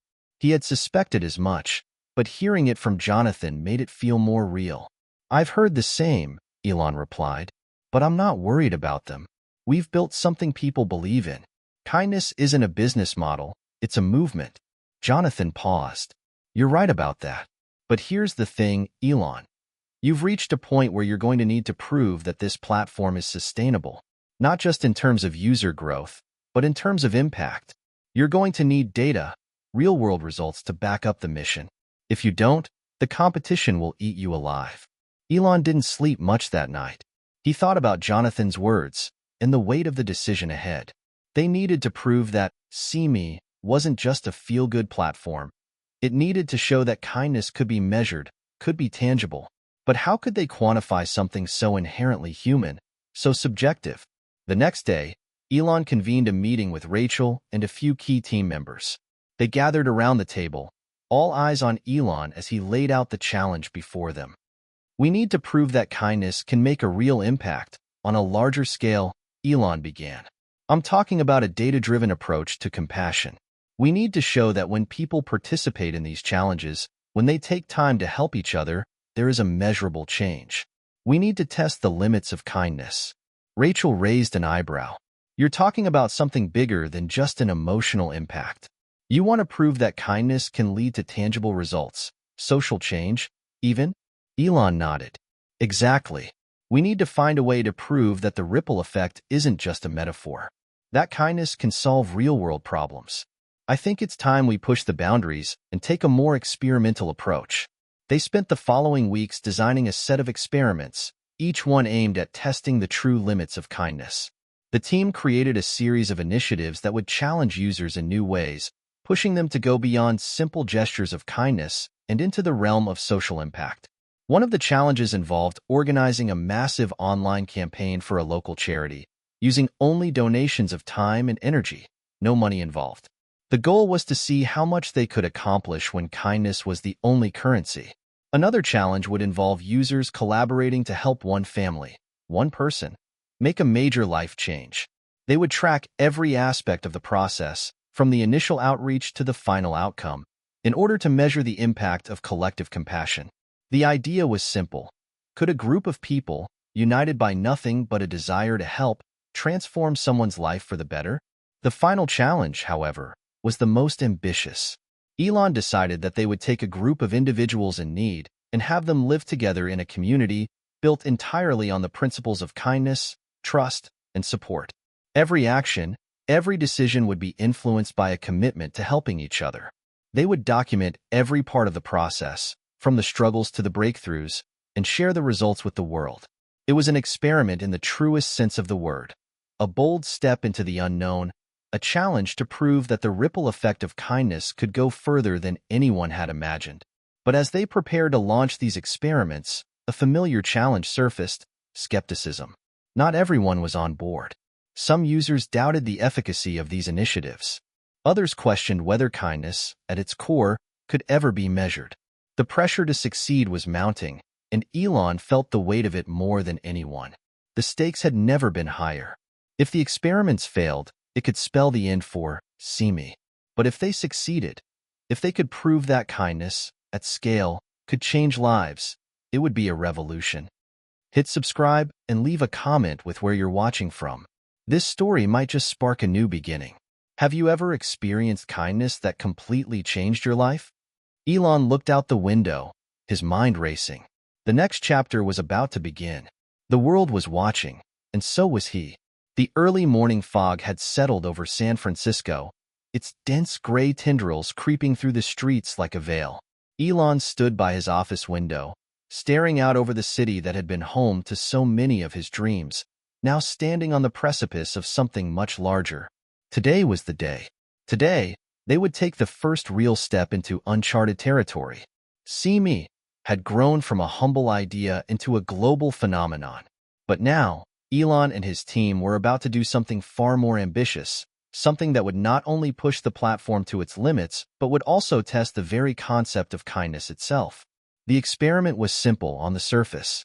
Organize a massive campaign for a local charity, using only time, effort, and goodwill. No money involved. The goal was clear. Demonstrate that when people come together, generosity of spirit can outweigh the material resources that often define success. The only currency? Kindness. Elon walked into the conference room where the team had gathered. Rachel, along with a few key strategists and community managers, were all present, their eyes focused on the screens in front of them. There was an air of quiet anticipation, the weight of the challenge ahead settling in. "All right," Elon said, as he stepped up to the front of the room. "We've spent weeks preparing for this moment. We're going to see if we can prove something that most people think is impossible, that kindness can have a direct, measurable impact. Today, we're going to launch the first of many challenges, and we're going to do it right here, right now." Rachel gave him a confident nod. "This is our chance to show the world what we've been talking about. The only thing we're asking is for people to give their time. No money, no shortcuts, just people helping people." It's not just about charity. It's about showing that we can solve real problems with nothing but compassion. Elon smiled, but it was a tight smile, one that showed he was still nervous. The pressure was mounting. Exactly. And if this works, it will prove that there's a new kind of economy we haven't even begun to tap into. The economy of kindness. The charity they had partnered with was a small but impactful organization called Hope's Reach. They focused on helping people get back on their feet after falling into homelessness or addiction. The charity had always struggled with funding, but Elon believed it had the potential to grow if it had the right support that wasn't defined by money. The first step was to announce the challenge to their global, See Me community. Elon and Rachel were live on a broadcast, ready to launch the campaign. The screen in front of them displayed a countdown, each second ticking away until the big moment. "Here we go," Elon muttered to himself. He could feel the adrenaline surging, his fingers drumming against the edge of the desk. 3, 2, 1. Rachel counted down, and at the final second, the campaign went live. The response was immediate. Within minutes, thousands of people had already signed up for the challenge. They were pledging their time, their skills, and their compassion to the cause. Elon watched, feeling a sense of awe as he saw comments flood in. Volunteers were sharing their skills, graphic designers offering to create marketing materials, chefs donating their time to cook for the homeless, social workers offering to provide mental health services. All of it was done out of sheer goodwill. As the campaign continued to grow, Elon began to feel the gravity of what they were doing. This wasn't just a social experiment. It was a testament to what humanity was capable of when people were given the opportunity to help without the constraints of money, status, or class. But as the days wore on, it became clear that the path forward wasn't going to be smooth. One morning, Elon received a frantic call from Rachel. Her voice was sharp with concern. "Elon, you need to see this. There's been a problem. A big one." "What's going on?" Elon asked, his heart sinking. "It's the charity, Hope's Reach," Rachel replied. A few of the volunteers started arguing. There's been a miscommunication about what the charity really needs and how to go about delivering the services. Some people are starting to feel like the campaign is being mishandled. Elon's stomach tightened. Was it really happening so soon? "I'm on my way," Elon said, cutting the call short. When Elon arrived at the charity's headquarters, the atmosphere was tense. A group of volunteers were gathered in the corner, speaking in hushed tones. A few others were at the front of the room, speaking with a representative from Hope's Reach. It was clear there had been a breakdown in communication. Elon approached the group, his steps measured. He knew the stakes were high. This was the first test of the movement, and if it failed, the entire concept of "See Me" could be called into question. "Hey, everyone," Elon called out, his voice calm but firm. "I understand there's been some tension. Let's talk this through." One of the volunteers, a middle-aged woman with short gray hair, stepped forward. "Elon, it's not just about the time or the effort. It's about the impact. Some of us are feeling like we're being asked to do things we don't know how to do. And others, well, they're frustrated because they think we're not doing enough. It's hard to help when no one is on the same page." Elon took a deep breath. This wasn't unexpected, but it still stung. The idea that kindness could solve everything was starting to crack. "I get it," he said, his voice softening. "This isn't easy, but I believe in the bigger picture. We're learning, all of us. We're figuring this out together, and it's going to take some time. The most important thing is that we stay connected, that we communicate openly, and that we remind ourselves why we're here, to help people without conditions." A silence fell over the room as the volunteers absorbed his words. Slowly, the tension began to ease. One by one, people started to speak up, sharing their thoughts and frustrations. It was messy, but it was necessary. As Elon left the charity that day, he realized something profound. Kindness was not a perfect solution. It didn't solve all the problems immediately. It didn't make everything simple. But what it did do was start the conversation, create the space for people to come together and work towards something greater. And that was just the beginning. Elon knew there would be more obstacles. There would be more moments of doubt, more misunderstandings. But he had learned an invaluable lesson that day. Kindness was messy, but it was real. Back in his office, Elon sat at his desk, watching as the global campaign continued to unfold. He smiled as the numbers on the dashboard ticked higher, but there was something more meaningful now. The experiment wasn't just about seeing if kindness worked. It was about learning how to make it work, even when it was difficult. Hit subscribe and leave a comment with where you're watching from. This story might just spark a new beginning. Have you ever been part of something that changed the way you saw the world? Elon leaned back, feeling a sense of resolve. The journey was just beginning. The morning after the chaotic but ultimately successful first charity experiment, Elon was sitting at his desk, sorting through emails and feedback from the community. The response had been overwhelmingly positive, but beneath the surface, there were signs of a deeper, more subtle transformation occurring. See Me wasn't just a platform anymore. It had become a movement. People were not only participating in the kindness challenges, they were living them. Stories were flooding in from all over the world. Stories of individuals who had changed the course of their lives because of the simple acts of compassion they'd encountered. Elon sat back in his chair, reading a particular email that caught his attention. It was from a young woman named Lily, who had participated in the campaign. Her message was heartfelt, and the story she shared struck a chord with him. Dear Elon, I just wanted to share what happened to me. I had always been the one to give. I volunteered at food banks, helped friends with their problems, and did what I could to make the world a little better. But lately, life had been harder than I cared to admit. I was facing burnout. My family was falling apart, and I couldn't catch a break. The only thing that kept me going was my sense of duty, but it was wearing thin. When I saw the challenge you launched, I hesitated. I wasn't sure I had the energy to participate, but I decided to give it a shot, and it's changed everything.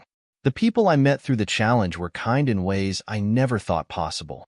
They reminded me of something I had forgotten, that I am seen too. I didn't realize how much I needed that reminder. I wasn't just the giver anymore. I allowed myself to receive kindness, and it made me realize something important. There's no hierarchy in kindness. We're all in this together. Thank you for reminding me of that. Sincerely, Lily. Elon put the email down slowly, his mind racing. There's no hierarchy in kindness. It was simple, but it was profound. He had always believed in the power of kindness, but this was the first time he was seeing it unfold on such a personal level. The platform wasn't just changing lives. It was redefining how people saw one another. Rachel walked into the office just as Elon was deep in thought, her presence a welcome distraction. She was holding a coffee in each hand and handed one to him. Did you see the latest numbers? She asked, taking a seat across from him. The challenge has gone viral. Our user base has doubled in the last week. And more importantly, the engagement is off the charts. People are talking, Elon.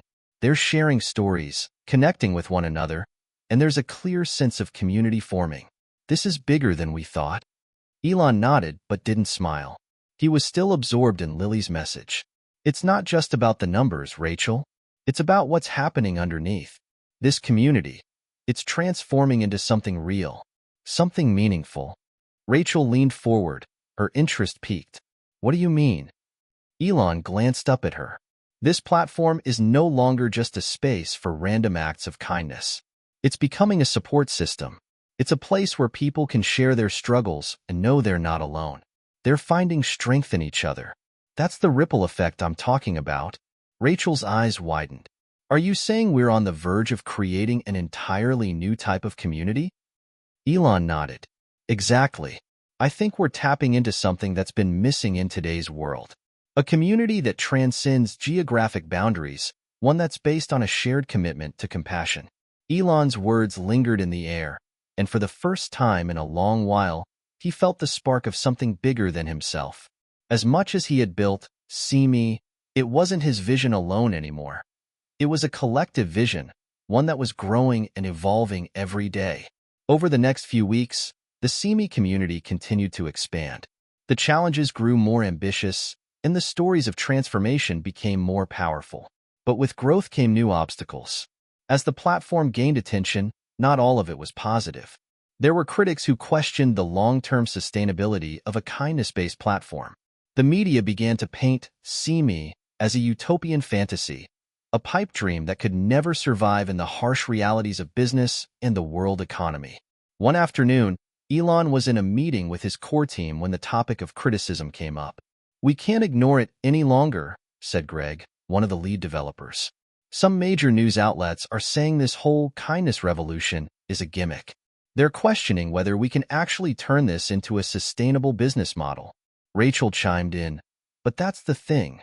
They're missing the point. SEMI isn't just about making money. It's about creating change. If we measure success only in dollars and cents, we'll lose the whole essence of what we're doing."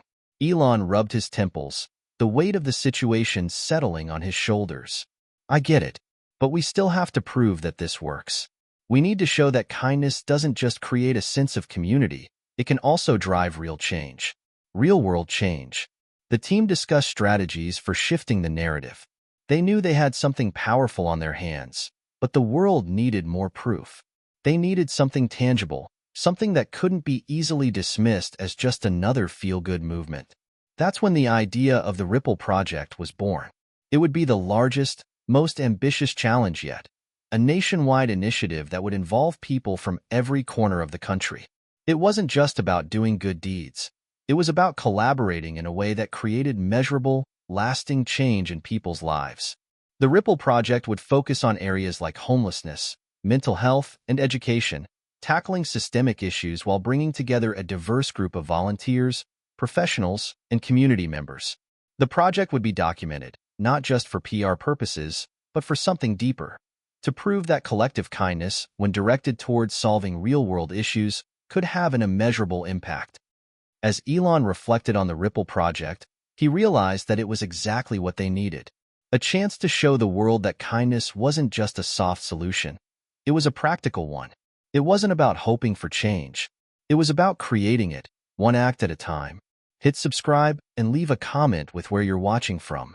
This story might just spark a new beginning. Have you ever been part of a community that helped you become the best version of yourself? As Elon turned his attention back to the Ripple Project, he couldn't help but think about the future. A future where kindness wasn't just a fleeting trend, but a way of life, one that could change everything. The sun dipped below the horizon, casting long shadows over the bustling streets of New York City. The air was crisp, with the promise of a change in the weather, and yet, the energy in the streets was palpable, as if something big was about to happen. Elon leaned back in his chair, his eyes glued to the computer screen. The numbers were climbing. The Ripple Project was officially live. In the span of just a few hours, thousands of volunteers had signed up. The response was overwhelming, and yet, there was a quiet anxiety settling in Elon's chest. This project was bigger than anything they had done before. It wasn't just about helping people. It was about changing systems, disrupting long-held societal norms, and making people understand that kindness, when done on a grand scale, could solve problems that seemed insurmountable.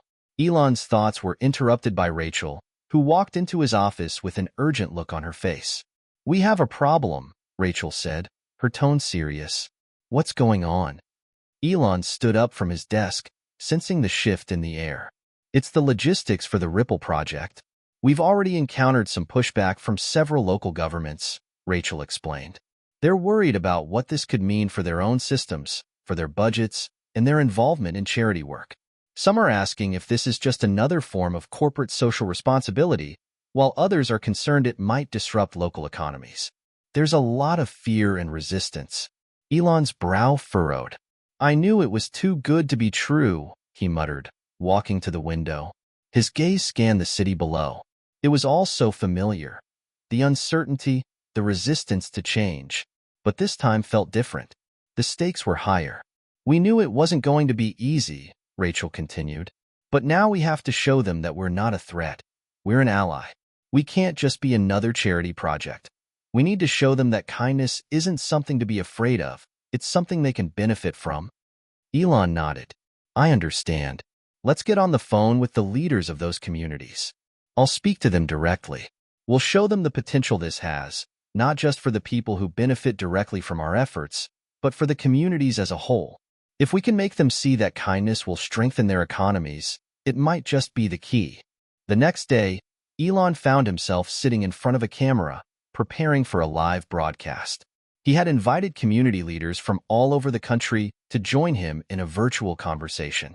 The Ripple Project needed their buy-in, and he wasn't about to let resistance stop it. He had one goal: to show these leaders that true change started with people coming together, united by something as simple and powerful as kindness. The camera flashed on, and Elon was immediately greeted by the faces of mayors, governors, and community leaders, all sitting in front of their respective screens. The tension was palpable. They had concerns, and they weren't shy about voicing them. One mayor, a middle-aged man named Greg Anderson, spoke first. "Elon, I respect what you're doing with the Ripple Project, but we've seen a lot of initiatives like this come and go. At the end of the day, it's hard to measure kindness, and it's even harder to sustain it. What's to say this isn't just another passing trend?" Elon exhaled, his mind working quickly. "I understand your skepticism, Greg, but the Ripple Project isn't about one-time gestures. It's about creating a cultural shift. It's about changing the way people interact with each other, about building a foundation where kindness is woven into the very fabric of everyday life. And that doesn't happen overnight. It takes sustained effort, but it's absolutely worth it." Another voice chimed in, this time from a governor in the Midwest. "And what about resources? What happens when the people who participate in these challenges don't have the skills or the capacity to help on a large scale? What if it ends up creating more chaos than solutions?" Elon leaned forward, speaking with a quiet confidence. "That's a valid concern. But the Ripple Project is designed to scale organically. It's not just about asking people to give what they don't have. It's about recognizing that everyone has something to offer, whether it's time, a skill, or simply a kind word. And we've built a system that allows us to match those willing to help with the communities that need it most. The goal is to empower, not overwhelm." The conversation continued, and while there was still plenty of skepticism, there was a shift in the room. Slowly but surely, Elon began to break through. As he spoke about the tangible benefits, reducing stress on local government services, increasing civic engagement, and promoting a healthier, more connected society, more of the leaders began to nod in agreement. In the following weeks, the Ripple Project began to take shape. Volunteer teams were organized, and communities started coming together to address key social issues. Homelessness in urban areas was being tackled with creative solutions that prioritized human dignity, not just shelters. Schools in rural areas saw teachers and local professionals offering free tutoring to students who had fallen behind. In suburban neighborhoods, elderly people were receiving regular visits from people willing to lend a hand with groceries or housework. Every act, big or small, created a ripple that spread further than anyone had imagined. One particularly moving story came from a small town in Oregon, where a group of high school students had started a mentorship program for at-risk youth. These students, all of whom had participated in the Ripple Project, had realized that they didn't need money to make a difference, they just needed to show up and listen. One of the students, a young man named Jake, wrote to Elon to share his experience. "Dear Elon, I don't even know where to begin. When I signed up for the Ripple Project, I thought it would just be another thing to add to my resume. I had no idea it would change my life. A group of us high school seniors decided to mentor younger kids from the middle school who were struggling. At first, it seemed impossible. I mean, what could a group of 17-year-olds possibly have to offer? But the more we showed up for these kids, the more they began to trust us. They started opening up about their problems at home, their struggles in school, their fears for the future. It was the first time I'd ever really felt like I mattered to someone else. And it wasn't about me being some kind of expert, it was just about being there. I don't think I'll ever forget the first time one of the kids, Carlos, came up to me after school and said, 'Thank you for showing me I'm not alone.' It was one of the most powerful moments of my life. This project is teaching me something that I'll carry with me forever, that we don't need to be superheroes to make a difference. We just need to care. Thanks for helping me see that. Sincerely, Jake." Elon put the letter down, feeling a warmth spread through his chest. The Ripple Project was no longer just an experiment. It was changing lives, genuinely and deeply. The Ripple Project had ignited something that couldn't be stopped. The world was beginning to realize that kindness wasn't just a nice idea, it was powerful. And Elon was more determined than ever to see it through. The Ripple project had quickly become more than a challenge. It had become a revolution in how communities engage with one another.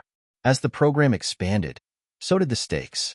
Elon's phone buzzed constantly with updates, requests, and, increasingly, complaints. But there was one thing that he hadn't anticipated: doubt creeping in from within his own team. Sitting in the conference room, the team gathered for their regular strategy meeting. Elon stood at the front, a whiteboard behind him with diagrams, metrics, and goals scribbled across it. Despite the positive response the Ripple project had garnered, the atmosphere was different today, charged with tension. Rachel was the first to speak up. She looked uneasy as she scanned the room. "Elon, we've had a lot of success with the Ripple project, but I'm starting to get concerned. There are whispers that we're moving too quickly. The scale we've achieved has exceeded anything we ever expected, but so have the logistical challenges. We're starting to hit roadblocks we didn't anticipate, and the project is pushing people beyond their limits." Elon listened intently, but didn't respond right away. He could feel the weight of the words hanging in the air. Over the past few weeks, the Ripple project had exploded in ways he could hardly believe. But with every new layer of success, new complications emerged, complications that threatened to undermine the very thing he was trying to build. "Are we talking about burnout, or something more?" Elon asked, his voice low, probing. Rachel hesitated. "Both, honestly. Some of the volunteers feel like they've been asked to do too much. There are stories of people organizing charity events, but they're doing it out of guilt rather than a genuine desire to help. And when you have that kind of pressure, the good intentions get lost somewhere." Elon's brow furrowed. He had envisioned the Ripple project as a tool to empower communities, not burden them. But in his drive to make it bigger, to spread the message of kindness far and wide, he had overlooked the toll it could take on people. His idealistic vision was beginning to clash with reality, and it made him feel vulnerable in ways he hadn't felt in years. "I never wanted anyone to feel overwhelmed," Elon admitted, his voice carrying a rare hint of uncertainty.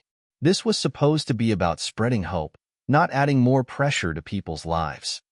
Greg, who had been silent up until now, leaned forward.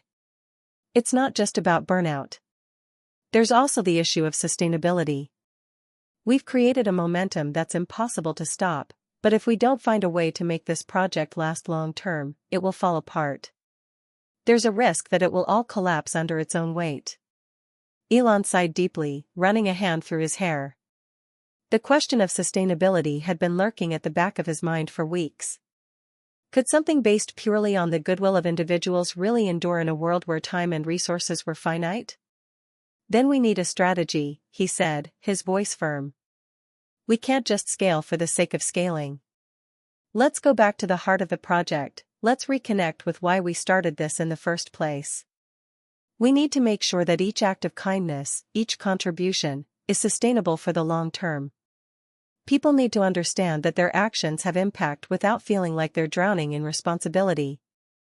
Rachel nodded. "That's a good starting point. We'll need to shift the way we're communicating the project to avoid burnout and focus more on long-term engagement. We need to create a sense of community without pushing people too far." As the meeting ended, Elon sat back in his chair, alone with his thoughts. The self-doubt was creeping in.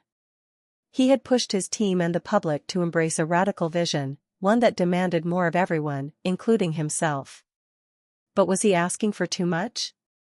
Was he asking for the impossible? Elon had always thrived on pushing boundaries, testing the limits of what technology, humanity, and even his own mind could accomplish. But as he looked at the faces of his team, faces that had once been full of excitement, he could see the exhaustion setting in. A few days later, while reviewing some progress reports, Elon received an unexpected email from a familiar name, Lily. It was the same young woman who had written to him about how the Ripple project had helped her realize that kindness was about more than just giving. "Dear Elon, I'm writing to let you know how the Ripple project has changed my life, but also to offer some thoughts that I hope will be helpful. I've been following the project from the beginning, and I participated in a few of the challenges. It's been incredible, and I've seen people in my community come together in ways I've never seen before. But here's the thing, I've also started to notice that some of the volunteers are overextended. I've spoken to a few of them, and they're giving their all, but they're starting to feel burned out. It's like the weight of the world is on their shoulders, and they're not sure how much more they can do. I get it. It's a huge project, and the impact is far-reaching. But I wanted to ask you something that I think might help. Can we find a way to encourage people to give in smaller, more manageable ways?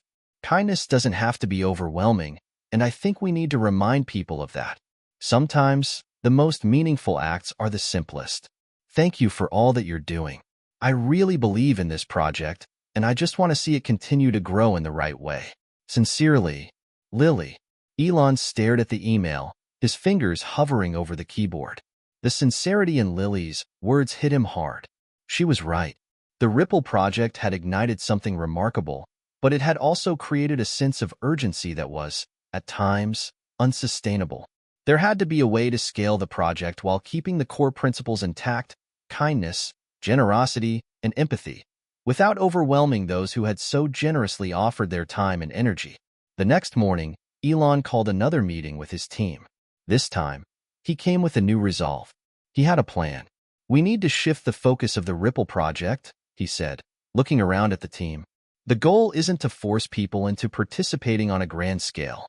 The goal is to cultivate small acts of kindness that can lead to bigger changes.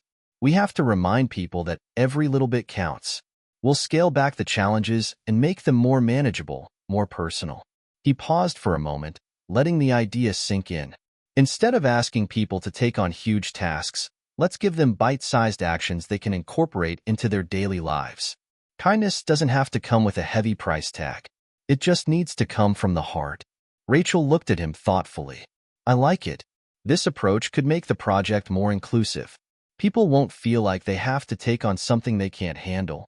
Instead, we'll create a space where they can contribute however they're able to." And so, the Ripple project shifted again, embracing smaller, more intentional actions. People began to engage in ways that felt more sustainable, helping a neighbor with groceries, offering words of encouragement, or donating time to a cause they cared about. The key was making sure that everyone had the ability to participate in a way that felt comfortable, regardless of their circumstances. As Elon watched the changes unfold, he couldn't help but feel a sense of pride. The Ripple project wasn't perfect, but it was real. It was evolving, just as he had always wanted. The world was changing, not because of grand gestures, but because of the quiet, consistent ripple of kindness that was slowly spreading out into the world. Hit subscribe and leave a comment with where you're watching from. This story might just spark a new beginning. How have small acts of kindness impacted your life? Elon smiled to himself, knowing that the journey had only just begun. It had been a few weeks since the Ripple project shifted its focus. Small acts of kindness were being embraced across the country, and the overwhelming response continued to grow. But, as Elon knew all too well, with any revolutionary idea came the potential for resistance. In the quiet comfort of his office, Elon sat across from Rachel, staring at the latest report on the project's progress.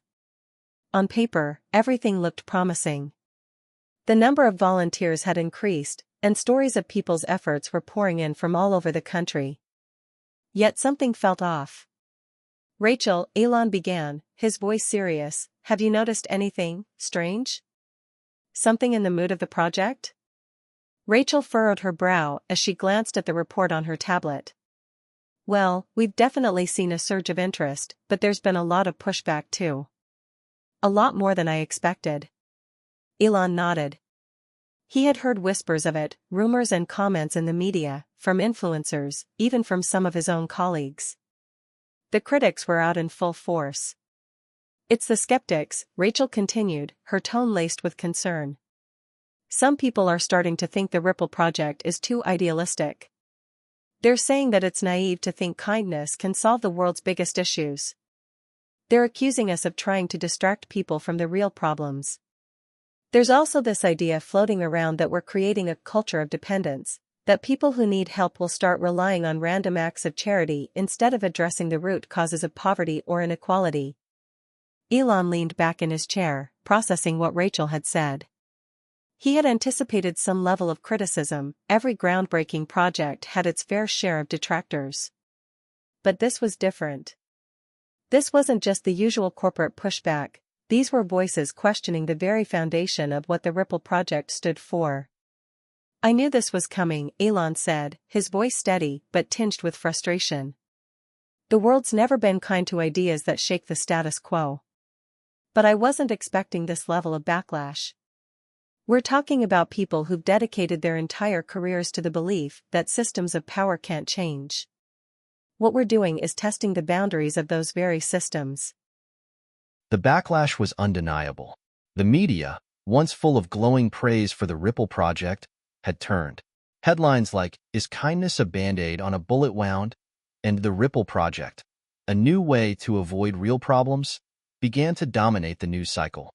There was even a social media hashtag that started trending. #RippleNotEnough. A critique aimed at the notion that kindness could replace governmental policy or systematic change. Elon's team felt the pressure. Rachel, along with Greg, was fielding phone calls from angry critics, and many of their most vocal advocates were beginning to ask questions about the real impact of their efforts. But it wasn't just the critics they had to worry about. The pressure started creeping into the volunteer network. Some people who had been enthusiastic at first were starting to pull back. They began to feel disillusioned by the growing criticism and uncertainty surrounding the project. Elon had always believed that change required discomfort. It required testing limits, pushing against the walls of conventional thinking. But what if the discomfort was becoming too much for the very people who were trying to make a difference? Days turned into weeks, and the tension didn't subside. At a pivotal meeting in the office, Elon addressed his team once again. Everyone sat in silence as he looked out the window, his gaze focused on the city skyline, deep in thought. This project was always about more than just changing people's lives. It's about changing how we look at the world. It's about proving that kindness can be a revolutionary force. "But I think we've forgotten something," Elon began, his voice cutting through the tension in the room. "What do you mean?" Rachel asked, leaning forward, sensing that Elon had something important to say. "We've been so focused on scaling the project, on proving its worth to the world, that we've neglected something fundamental. We've forgotten that kindness starts with ourselves. It starts with how we, as a team, interact with each other. We've been pushing everyone to give, but what have we given to our own people? What are we doing to make sure we stay grounded in the essence of this project?" Elon's words hit the room like a thunderclap. For a moment, there was silence. Everyone seemed to be processing what Elon was saying. Rachel was the first to speak up, breaking the quiet. "You're right," she said slowly. "We've been so focused on results, on the big picture, that we've missed the importance of keeping our own team in balance. Maybe we need to recalibrate. We need to remind ourselves why we started this in the first place. To create a culture of mutual support, not one of pressure." Greg nodded in agreement. "We need to go back to the heart of what makes kindness sustainable. Maybe we need to ask people what they need before we assume they can handle more. We have to be more intentional about how we engage." Elon smiled faintly, feeling a weight lift off his shoulders. "Exactly. It's not about what we think people should be doing. It's about meeting people where they are, understanding their capacity, and not pushing them too far. Kindness isn't a competition, it's a commitment to empathy." That evening, Elon sat alone in his office, reflecting on the team's discussion. The weight of the world seemed to be pressing down on him. Was he willing to compromise his vision for the Ripple Project? Would kindness be enough to solve the problems he'd hoped it would? But then something clicked. The real question was never about whether kindness could solve the world's problems, it was about whether people would allow themselves to believe in the possibility of change. The Ripple Project had created a movement, but it wasn't about grand gestures. It was about the small, everyday moments of connection. It was about showing up even when things weren't easy. Over the following days, Elon and his team took a step back. They reassessed the strategy, acknowledging that while they couldn't control the critics, they could adjust the way they communicated their message. They decided to focus more on stories of individuals, people whose lives had been transformed by the kindness of others. The project wasn't about creating an end goal, It was about building a sustainable culture of kindness that would last for generations to come. They also launched a new initiative called Ripple Moments, an online platform where people could share their small acts of kindness, no matter how simple. The goal was to normalize kindness, making it something that didn't require grand gestures, but rather a shift in mindset. As the weeks passed, the response began to shift. More and more people took part in the Ripple Moments initiative, sharing stories of small, personal connections they had made with strangers. The conversation began to move away from cynicism and toward the collective power of compassion. One afternoon, as Elon scrolled through the latest stories on the platform, he paused. There, in front of him, was a message from a young girl named Emily, who had shared a story about giving her lunch to a homeless woman on the streets of Chicago. It was a simple story, nothing grand. But as Elon read the words, he felt something stir in his chest: hope. And with that, Elon realized that the Ripple project was far from over. The real change, he now understood, wasn't about fixing the world overnight. It was about sparking a movement, one small act at a time. The weeks following the strategic shift had been a whirlwind of activity for the Ripple project team. Elon and his colleagues had worked tirelessly to rebuild the project's foundation, focusing on smaller, more sustainable acts of kindness. The Ripple Moments platform had become a hub of stories, each one a testament to the power of human connection. The overwhelming number of shared experiences proved that small actions could indeed make a big impact. But just when things were starting to settle down, an unexpected turn of events set the course of the project on a new trajectory. It began with an email. Elon sat at his desk one late afternoon, scanning the reports of the latest Ripple Moment stories when he noticed an email from someone he hadn't heard from in months. The sender's name was familiar: Dr. Benjamin Callaway, the leading social scientist who had once dismissed the Ripple project as nothing more than an experiment in feel-good activism. Elon clicked open the message, and his eyes skimmed the contents. Subject: a change of heart. Revisiting the Ripple project. Dear Elon, I've been following your work on the Ripple project for quite some time now, and I must admit, I've had a change of heart. When you first launched the project, I was one of its most vocal critics, believing that acts of kindness, while noble, couldn't possibly lead to real systemic change. But after seeing the data you've collected, especially on the Ripple Moments platform, my perspective has shifted. You're onto something here, Elon. I'll admit it. The power of small acts of kindness is not just theoretical.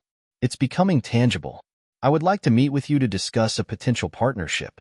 I believe we can find ways to combine your project with academic research to explore the long-term impact of kindness on social structures. Let me know if you're available. Sincerely, Dr. Benjamin Callaway. Elon's heart skipped a beat. Benjamin Callaway had been one of the project's harshest critics. To see him come around was a significant moment in itself. But for him to propose a partnership, that was the kind of validation the Ripple project had been yearning for. Excited, Elon immediately called Rachel to share the news. Rachel, you won't believe it. Dr. Callaway just emailed me. He wants to partner up with us. Elon exclaimed, pacing around his office. He's had a complete shift in perspective about the Ripple project. This could be huge. Rachel's voice was filled with surprise and curiosity. Wait, Benjamin Callaway?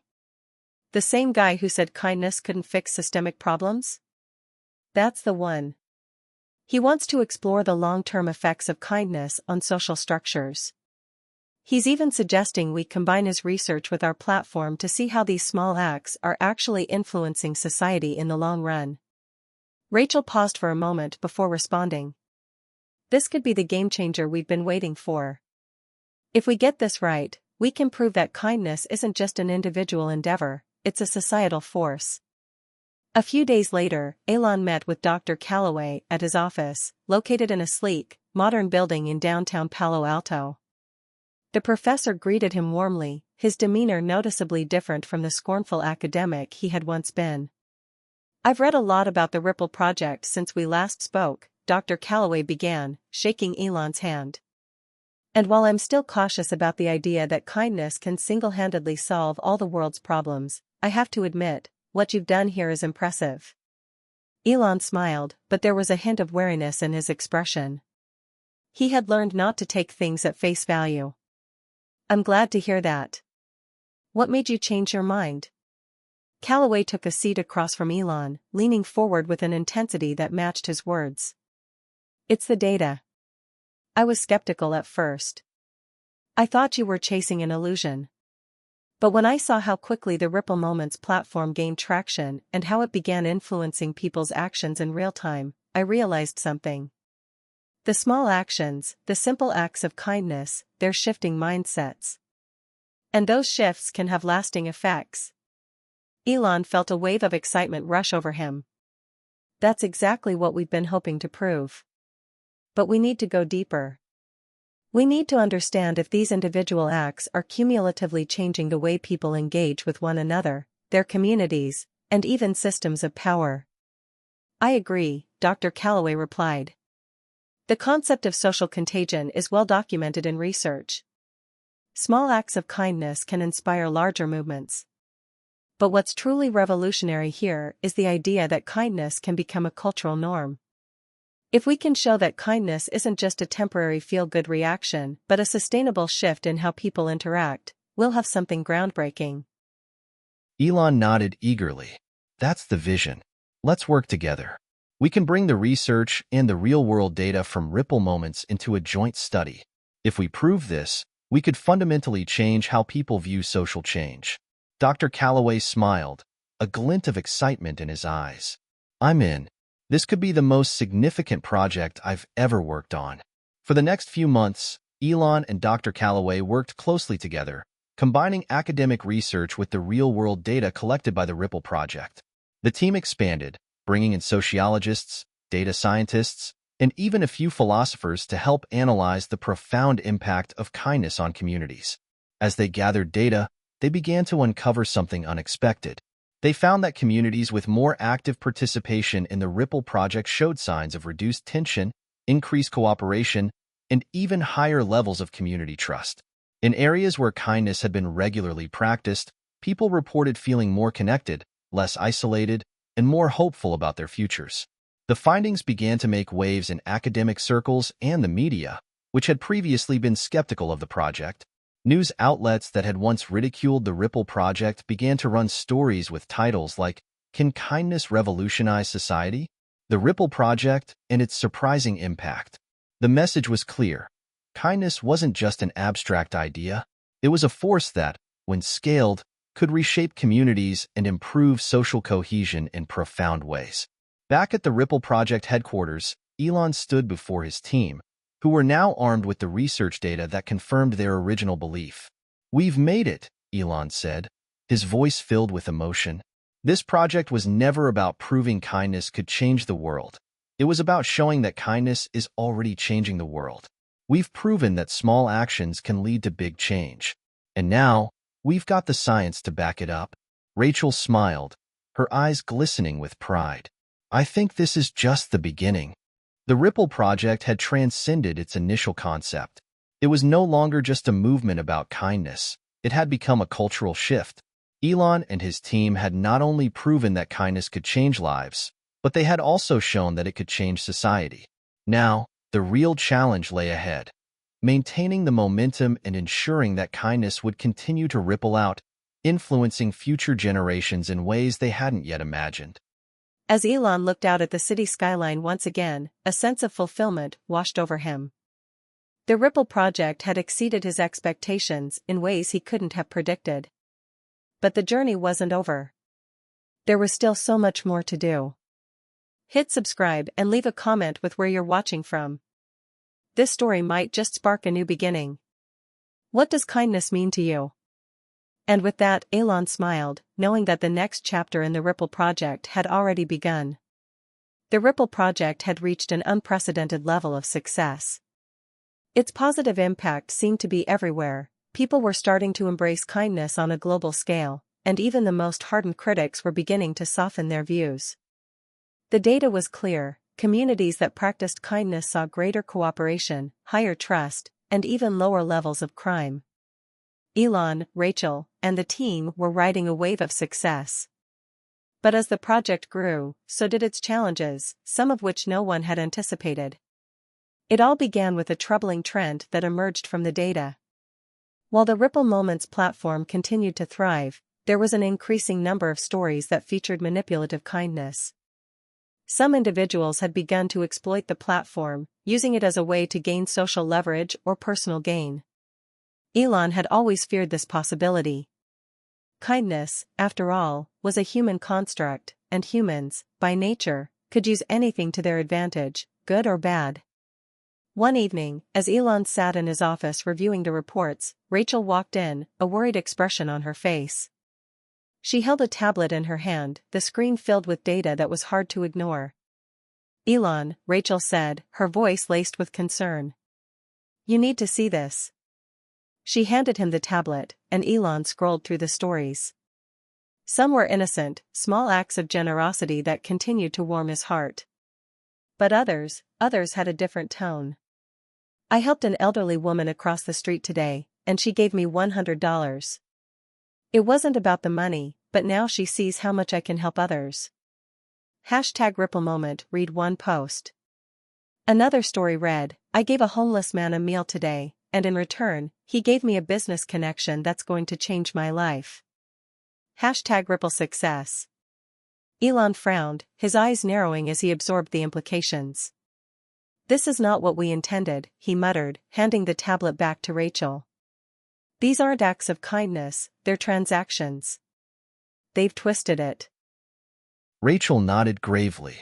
It's starting to happen more frequently. People are beginning to see kindness as a means to an end rather than an end in itself. They're trying to leverage their good deeds for profit or status. The next few days were spent analyzing the situation. Elon and his team had to face a hard truth. The Ripple project had unintentionally opened the door to a form of toxic positivity. What had once been about pure altruism was slowly being corrupted by people who saw an opportunity to use kindness for personal gain. The team quickly realized that this trend was growing. Stories of people bragging about their kindness or using it to further their own agendas began to dominate the platform. It wasn't long before it started affecting the public's perception of the Ripple project. What had once been celebrated as a movement for positive change was now being criticized for enabling people to exploit the very values it was founded on. One viral tweet summed it up perfectly. Is kindness just a way to score points in today's society? #Ripple or fraud.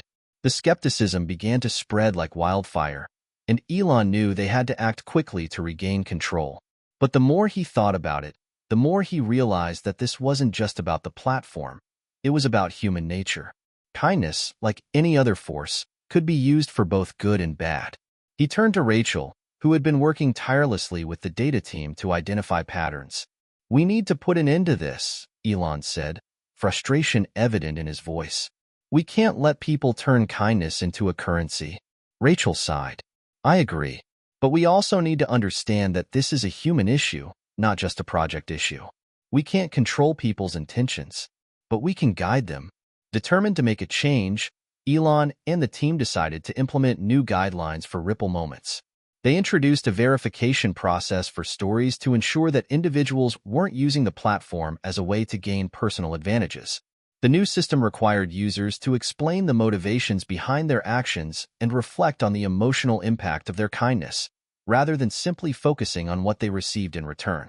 They also created a series of educational materials, both on the platform and through their social media channels, reminding users that kindness should never come with an expectation of return.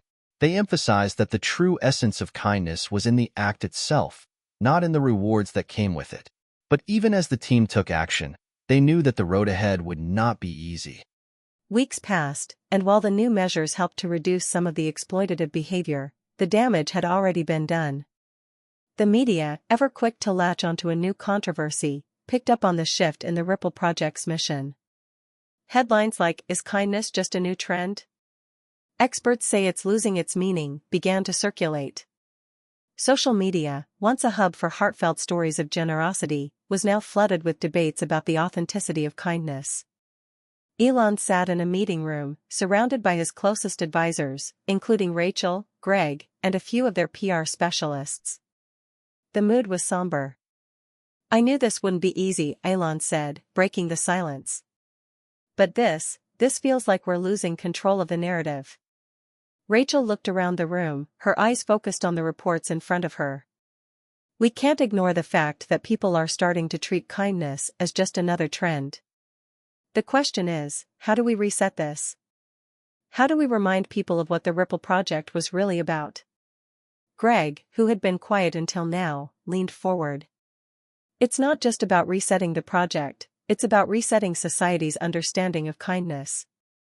We need to go deeper than the platform. We need to challenge people's beliefs about why they're being kind." Elon stared at him, his eyes lighting up. "That's it," he said, his voice sharp with realization. "We need to bring the conversation back to its roots. Kindness can't be a transaction.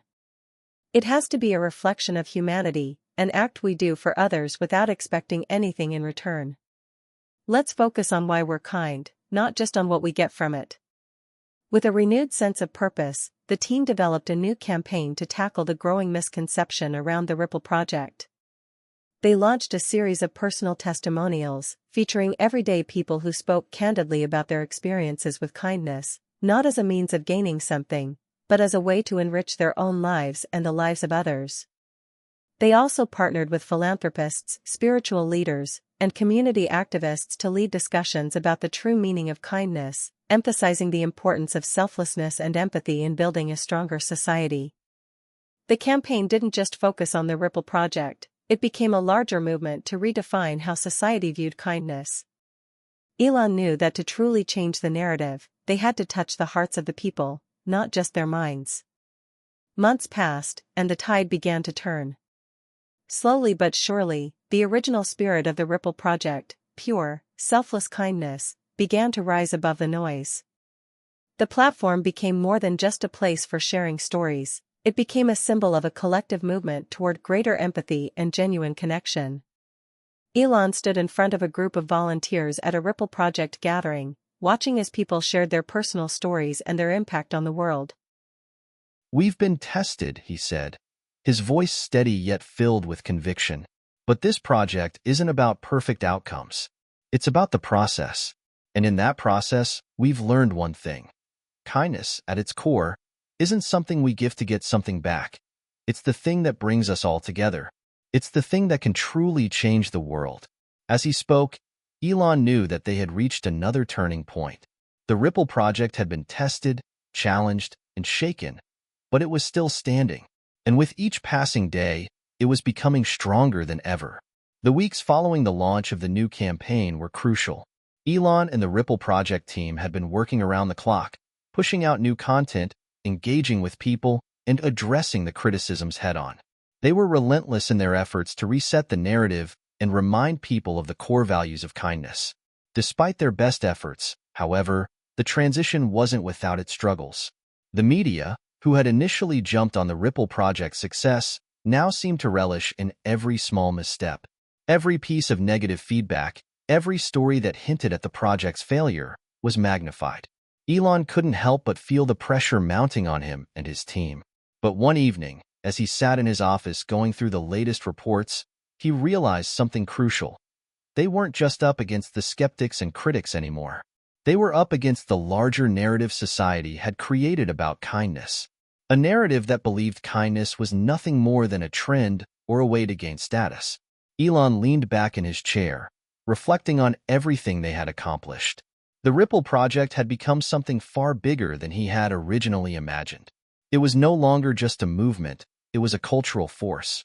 And yet, that force needed to go beyond just changing how people viewed the Ripple Project. It needed to change how society, as a whole, approached kindness. As the days passed, Elon began to notice subtle changes in the conversations around him. The hashtag Ripple effect began to gain traction, not just for the Ripple Project but in everyday life. People started using it when they made small positive changes in their communities, or when they witnessed others doing the same. Rachel noticed this shift too. "Elon," she said one morning, tapping on her tablet as she scrolled through social media. "Look at this. People are starting to use the term #Ripple effect to describe their own acts of kindness, even when they don't have anything to do with the platform." Elon's face broke into a smile. It wasn't just the Ripple project anymore, it was spreading beyond the platform, reaching into everyday life. It was becoming a movement that transcended a single initiative. It was turning into a new kind of movement. People were seeing that kindness wasn't just an isolated act. It had a far-reaching impact. Small actions didn't just change individual lives, they began to ripple out into larger communities, affecting more than just the people immediately involved. Despite this encouraging trend, Elon knew they still had a long way to go. To truly solidify this new mindset, they would need to shift the focus from isolated acts of kindness to a larger cultural change, one that could be sustained and ingrained in everyday life. They would need to show people that kindness wasn't just an isolated act, it was a philosophy, a way of life. That's when an idea started to form. With Rachel and the team on board, Elon began brainstorming ways to take the Ripple project to the next level. The platform had started strong, but the key to sustainability would lie in fostering a community that was self-sustaining and continuously evolving. They had to create an environment where kindness could thrive organically and spread like wildfire. After several late-night meetings and planning sessions, they came up with a new initiative, the Ripple Ambassadors. The idea was simple. Instead of just passively collecting and sharing stories of kindness, the Ripple project would empower individuals to become the drivers of change within their own communities. They would provide training, tools, and resources for these Ripple ambassadors to create their own kindness campaigns, whether it was helping local schools, organizing food drives, or simply starting conversations about kindness in their neighborhoods. The Ripple Ambassadors program aimed to cultivate leaders who would inspire others to embrace kindness, not for recognition or status, but as a core value of how people treated each other on a daily basis. The Ripple Ambassadors program launched quietly at first, with a small group of volunteers and influencers who shared the project's vision. It quickly gained momentum, with hundreds of people signing up to take part. Within weeks, the program exploded in popularity, creating a grassroots movement that began spreading far beyond the Ripple project's original platform. One of the first Ripple ambassadors, a teacher named Emily, began organizing kindness workshops in schools across her district. She encouraged her students to create art projects that depicted what kindness meant to them. Emily's students, in turn, spread their message to their families and friends, creating a ripple that spread throughout the community. Another Ripple ambassador, a young entrepreneur named Marcus, launched a program to help local small businesses collaborate on charitable initiatives. Through his efforts, dozens of local shops began offering discounts and services to people who volunteered in their communities, creating a unique synergy between commerce and kindness. Elon watched as the movement grew, his heart swelling with pride. This wasn't just about Ripple moments anymore. This was something bigger. It was a shift in how people saw the world and each other. The Ripple ambassadors were becoming the architects of change, building a foundation for future generations to come. As the movement spread, Elon found himself in a more reflective mood. He had been so focused on the mechanics of the project, the algorithms, the data, the platform. But now, he saw something much more profound. This wasn't just about solving short-term problems or creating temporary solutions. It was about transforming the cultural fabric of society. It was about making kindness a core part of the way people lived, worked, and interacted. One evening, after an event with a group of Ripple ambassadors, Elon sat down with Rachel at a local cafe. He had just finished addressing a crowd of passionate volunteers, each one eager to spread the message of kindness in their own way. "You know," Rachel said, sipping her coffee, "I think we're onto something even bigger than we realized. This isn't just about creating a movement. It's about shifting society's values." Elon nodded, his eyes reflecting a deep sense of purpose. "Exactly. What we've started here isn't just a trend or a campaign. It's the beginning of something much more profound. We're redefining kindness, not as a transaction, not as something you do for personal gain, but as a way of life." Rachel smiled, her eyes glowing with excitement. "It's like you always say, change starts with the individual. But now, we're seeing it ripple out to entire communities. This could change the world, Elon." Elon leaned back in his chair, looking out the window. The evening sun cast a warm glow over the streets as people went about their lives, oblivious to the quiet revolution that was unfolding around them. For the first time in a long time, Elon felt a sense of peace. The road had been difficult, the battles had been many, but the Ripple project was no longer just his vision. It had become something that belonged to everyone. And with that, he knew that the next step for the Ripple project wasn't just about kindness, it was about lasting, systemic change. The ripples had already begun. Now, it was time to see how far they could go. As the Ripple project grew, so did its influence. The movement was unstoppable, with more and more people embracing its core values of kindness and empathy. Communities were transforming, and cities were beginning to adopt kindness initiatives as part of their local governance. It seemed as if there was no turning back, and the future looked brighter with each passing day. But as with all movements, success came with its own set of challenges. Elon had always known that with great change came resistance. At first, the resistance was subtle, a few naysayers here and there who claimed the Ripple project was too idealistic, that it was a utopian fantasy that couldn't last. Elon had brushed off these voices, believing that the power of kindness could overwhelm any opposition. However, as the movement expanded, so did the pressure from those who saw the Ripple project as a threat. There were whispers in corporate boardrooms, discussions in political circles, and quiet murmurs among elite groups that began to question the project's disruptive nature.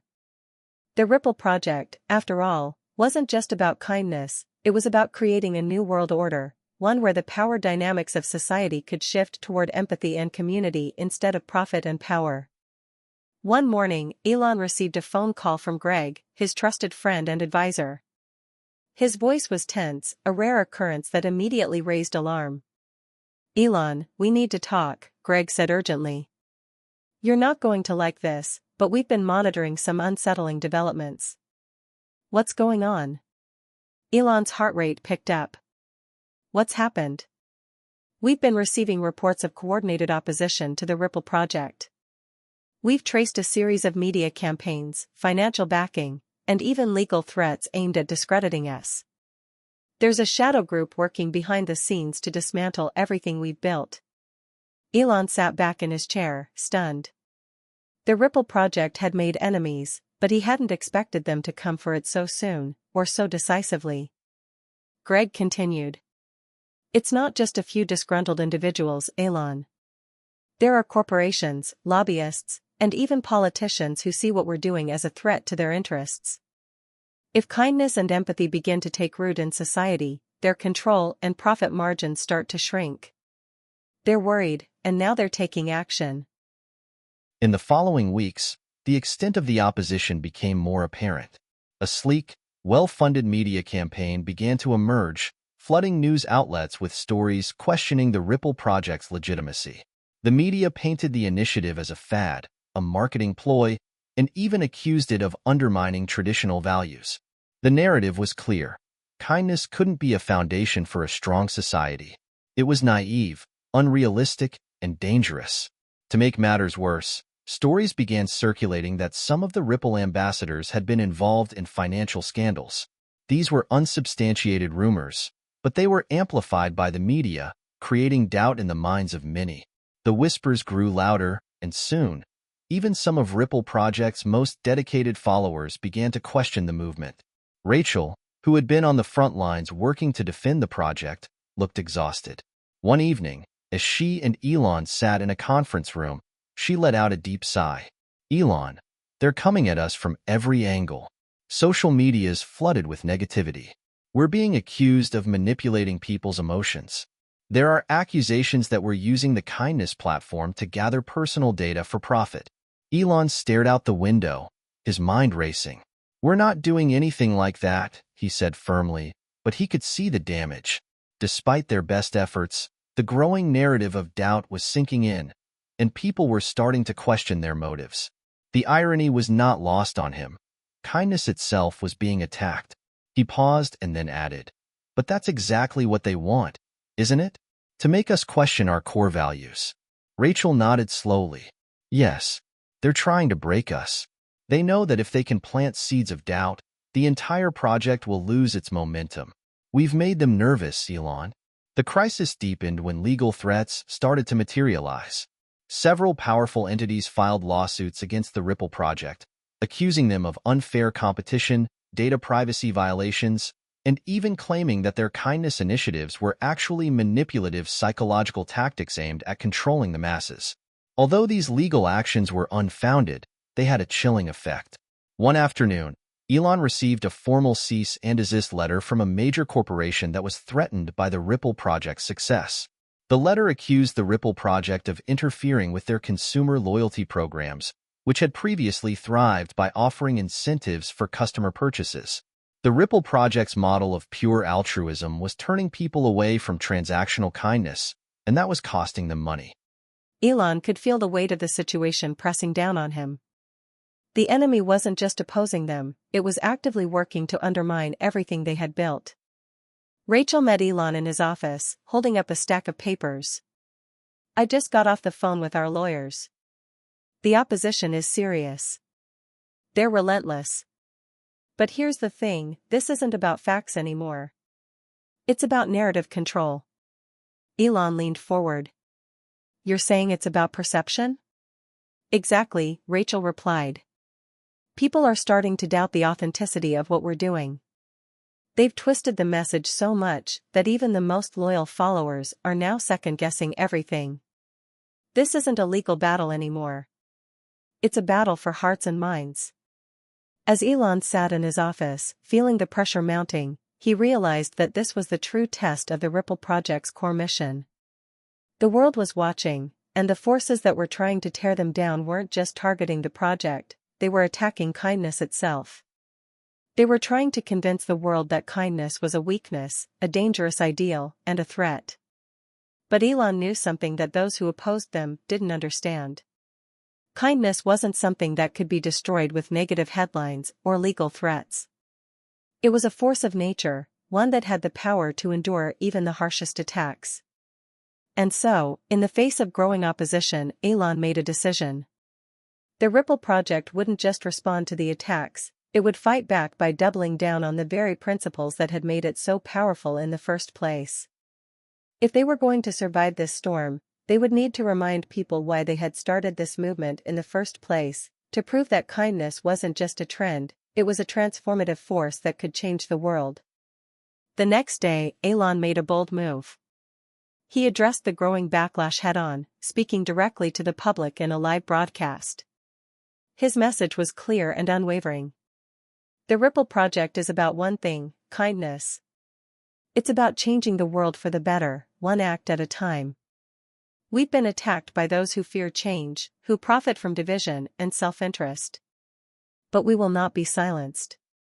Kindness is not a weakness, it's the strongest force we have. And we will continue to spread it, no matter what. The broadcast was a watershed moment. Elon's words resonated deeply with those who had once doubted the Ripple project's sincerity. In the weeks that followed, the movement began to regain its footing, but the battle was far from over. In the weeks following Elon's live broadcast, the Ripple project found itself standing at a precipice. The attacks had been relentless, and the stakes had never been higher. But instead of crumbling under the pressure, the movement seemed to rally around Elon's words. His unwavering commitment to kindness, despite the mounting resistance, struck a chord with people across the world. The media storm had reached its peak, and yet there was a noticeable shift. The narrative was no longer solely about the critics and opposition. A counter-narrative had begun to take shape, fueled by the very people who had been the most impacted by the Ripple project. The ordinary individuals who had found hope in its message. One evening, Rachel sat with Elon in the Ripple project's main office, reviewing the latest reports. Her face, which had once been clouded with worry, was now lit up with a sense of optimism. "Elon," she said, scrolling through her tablet, "look at this. The backlash is still there, but something incredible is happening. The Ripple ambassadors are starting to take this fight head-on." Elon leaned forward. "How do you mean?" "They're organizing. They're sharing their stories about how the Ripple project has changed their communities, how it's changed their lives. We're seeing real-life examples of people who are living the message. They're not just defending us anymore. They're taking ownership of the mission." Elon smiled. It was exactly what he had hoped for. The Ripple ambassadors weren't just supporters. They were now the movement's leaders, pushing forward the values of kindness, even in the face of adversity. Across the country, and even around the world, stories of kindness began to surface in ways that Elon couldn't have imagined. One Ripple ambassador, a former businessman named Tom, had used the platform to reimagine his company's mission. Instead of focusing on profits, Tom began investing in social impact projects and offered a large portion of his profits to local charities. His business model became an example of how capitalism could coexist with compassion. Another Ripple ambassador, a young woman named Naomi, organized a citywide event where thousands of people came together to clean up the streets, offering food and supplies to those in need. The event became a symbol of what could happen when a community came together to help one another, no matter their background or financial situation. As these stories spread, people began to realize something important. The Ripple Project wasn't about one person or one platform. It was a movement that could be harnessed by everyone, a collective effort to make the world a better place. And as the stories grew in number and strength, so did the project's momentum. The media, who had once relentlessly attacked the Ripple Project, began to see the undeniable truth of its impact. The tide of public opinion began to shift, slowly at first, but with an unmistakable force. The shift wasn't just happening in the streets and on social media. Within corporate boardrooms, the very people who had once feared the Ripple Project were now grappling with the unavoidable truth: kindness wasn't just a soft value, it was a powerful force that could change the way people engaged with the world. Several major corporations reached out to Elon, asking how they could incorporate the Ripple Project's principles into their business models. At first, Elon was skeptical. After all, the project had been created to transcend the traditional profit-driven motives that many corporations thrived on. However, after several deep conversations with business leaders who genuinely wanted to make a difference, Elon realized that perhaps the Ripple Project could be the bridge between doing good and doing well. As the Ripple Project gained traction, Elon knew that the real test was still ahead. The movement had survived the worst of the opposition, but it had to evolve to ensure it wasn't just a passing trend. The world had to integrate kindness into its very fabric, and that would require commitment from everyone, from the grassroots up to the top echelons of power. Rachel, Elon, and the Ripple Project team began crafting a new, bold initiative, the Ripple Pact. The idea was simple yet groundbreaking: to create an official global pact between individuals, communities, and businesses to actively participate in spreading kindness, compassion, and empathy in measurable ways. The pact would commit those who signed it to specific acts of kindness, whether it was donating time to volunteer work, implementing ethical business practices, or supporting global humanitarian efforts. The Ripple Pact became the next step in the Ripple Project's evolution. It wasn't enough for people to just support kindness, it needed to be embedded in the systems that governed their lives. By signing the pact, individuals and companies would be publicly committing to fostering a culture of kindness, one that would ripple out into every aspect of society. But even as the Ripple Pact began to take shape, Elon knew there were still dark forces lurking in the background. The opposition wasn't just going to let the movement win without a fight. New rumors began to surface, claiming that Elon's involvement in the Ripple Project was an elaborate publicity stunt or a way for him to advance his business empire. These rumors found their way into the mainstream media, once again attempting to discredit the project. But this time, Elon didn't flinch. The public perception had changed. The support for the Ripple Project was undeniable. And as the Ripple Pact continued to grow, it became clear: the movement was bigger than any one person. It was a force for good, driven by the collective will of those who believed in it. One day, as Elon stood in front of a packed auditorium of Ripple ambassadors, business leaders, and social activists, he reflected on the journey that had brought him here. The challenges, the opposition, the doubt. None of it had stopped the movement from growing stronger. "Elon," Rachel whispered from the side, "they're here." Elon turned, seeing representatives from major corporations, nonprofit organizations, and even government officials standing in line to sign the Ripple Pact. Their faces were filled with determination, a shared belief that they could change the world. Elon smiled, stepping forward to the microphone. This is it. This is the beginning of a new era. The Ripple Pact isn't just about kindness. It's about sustainable change. It's about a world where we're all committed to lifting each other up, no matter where we come from. Together, we are creating a future where kindness is not just a value. It's a revolution. As the first signatures were added to the Ripple Pact, Elon realized that the Ripple Project was no longer just an idea. It was a movement that had changed the world. And in that moment, surrounded by people who believed in a better future, he felt a sense of accomplishment that went beyond anything he had ever imagined. This wasn't just the end of a story. It was the beginning of something much bigger. A world transformed, one act of kindness at a time. The signing of the Ripple Pact marked a monumental moment in the history of the Ripple Project, but it was also the beginning of something that would forever change the course of humanity. Elon stood at the threshold of a new era, where the ideals he had fought for, kindness, compassion, and community, would no longer be seen as mere lofty aspirations. They would become a new way of life, integrated into the very fabric of society. The first few months after the Ripple Pact were transformative. The ripple effect, pun intended, was more powerful than anyone could have anticipated. Across the globe, companies, governments, and individuals began to hold themselves accountable for their commitments. Corporations, once driven primarily by profits, began to measure their success not just in financial terms, but in the positive impact they had on their employees, communities, and the planet. They developed new business models focused on sustainability, fair wages, and ethical practices, embracing the idea that doing good was good for business. Governments began to integrate the values of kindness into their policies.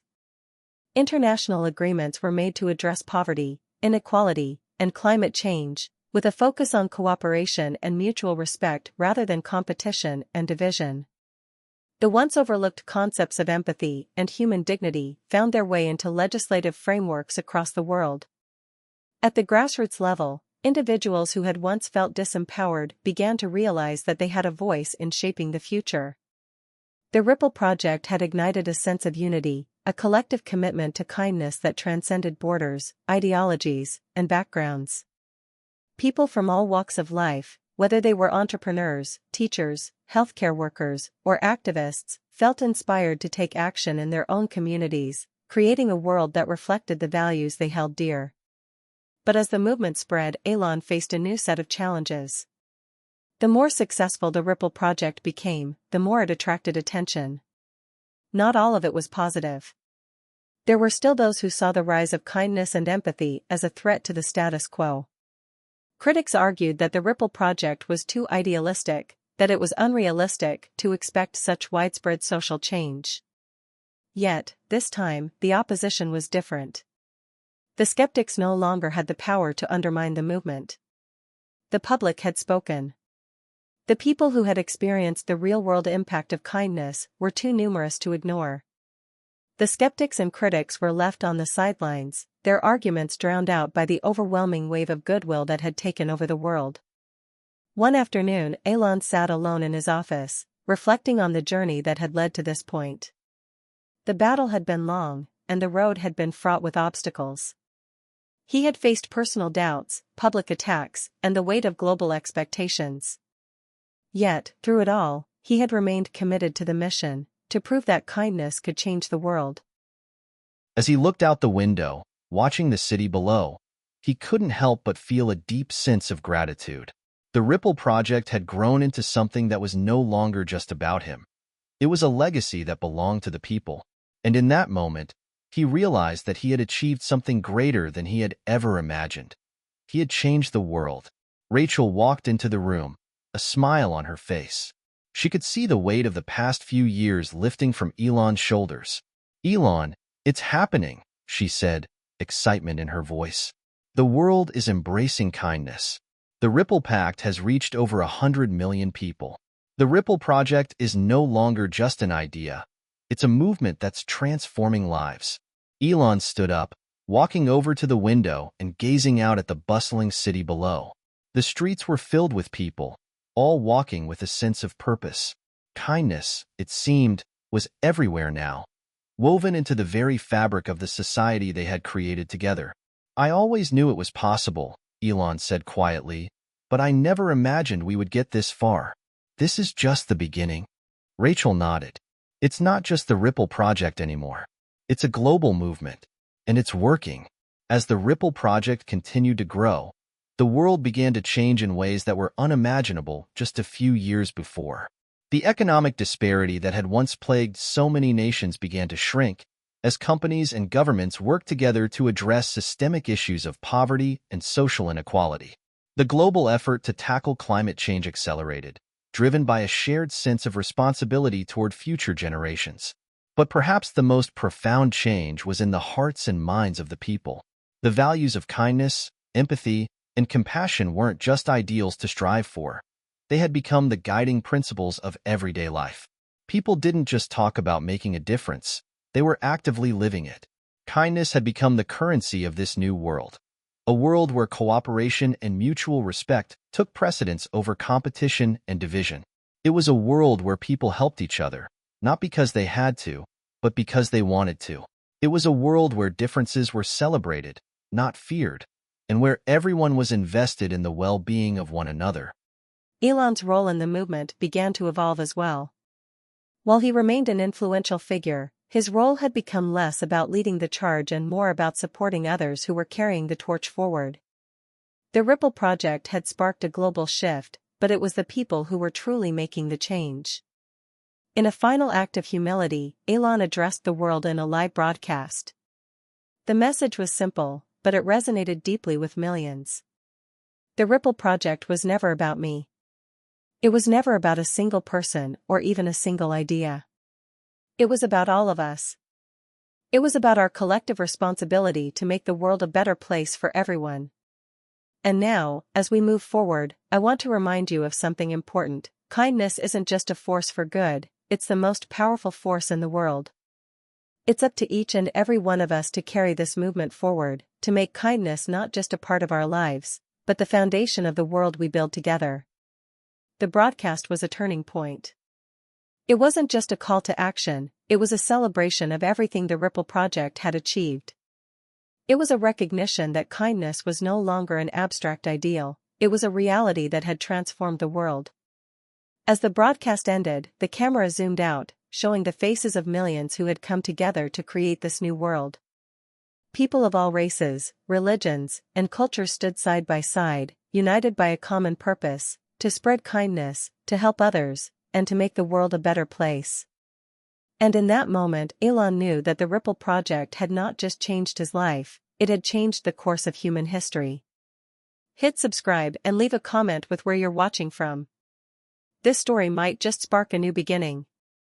What's one thing that always pushes you forward, even when things get tough?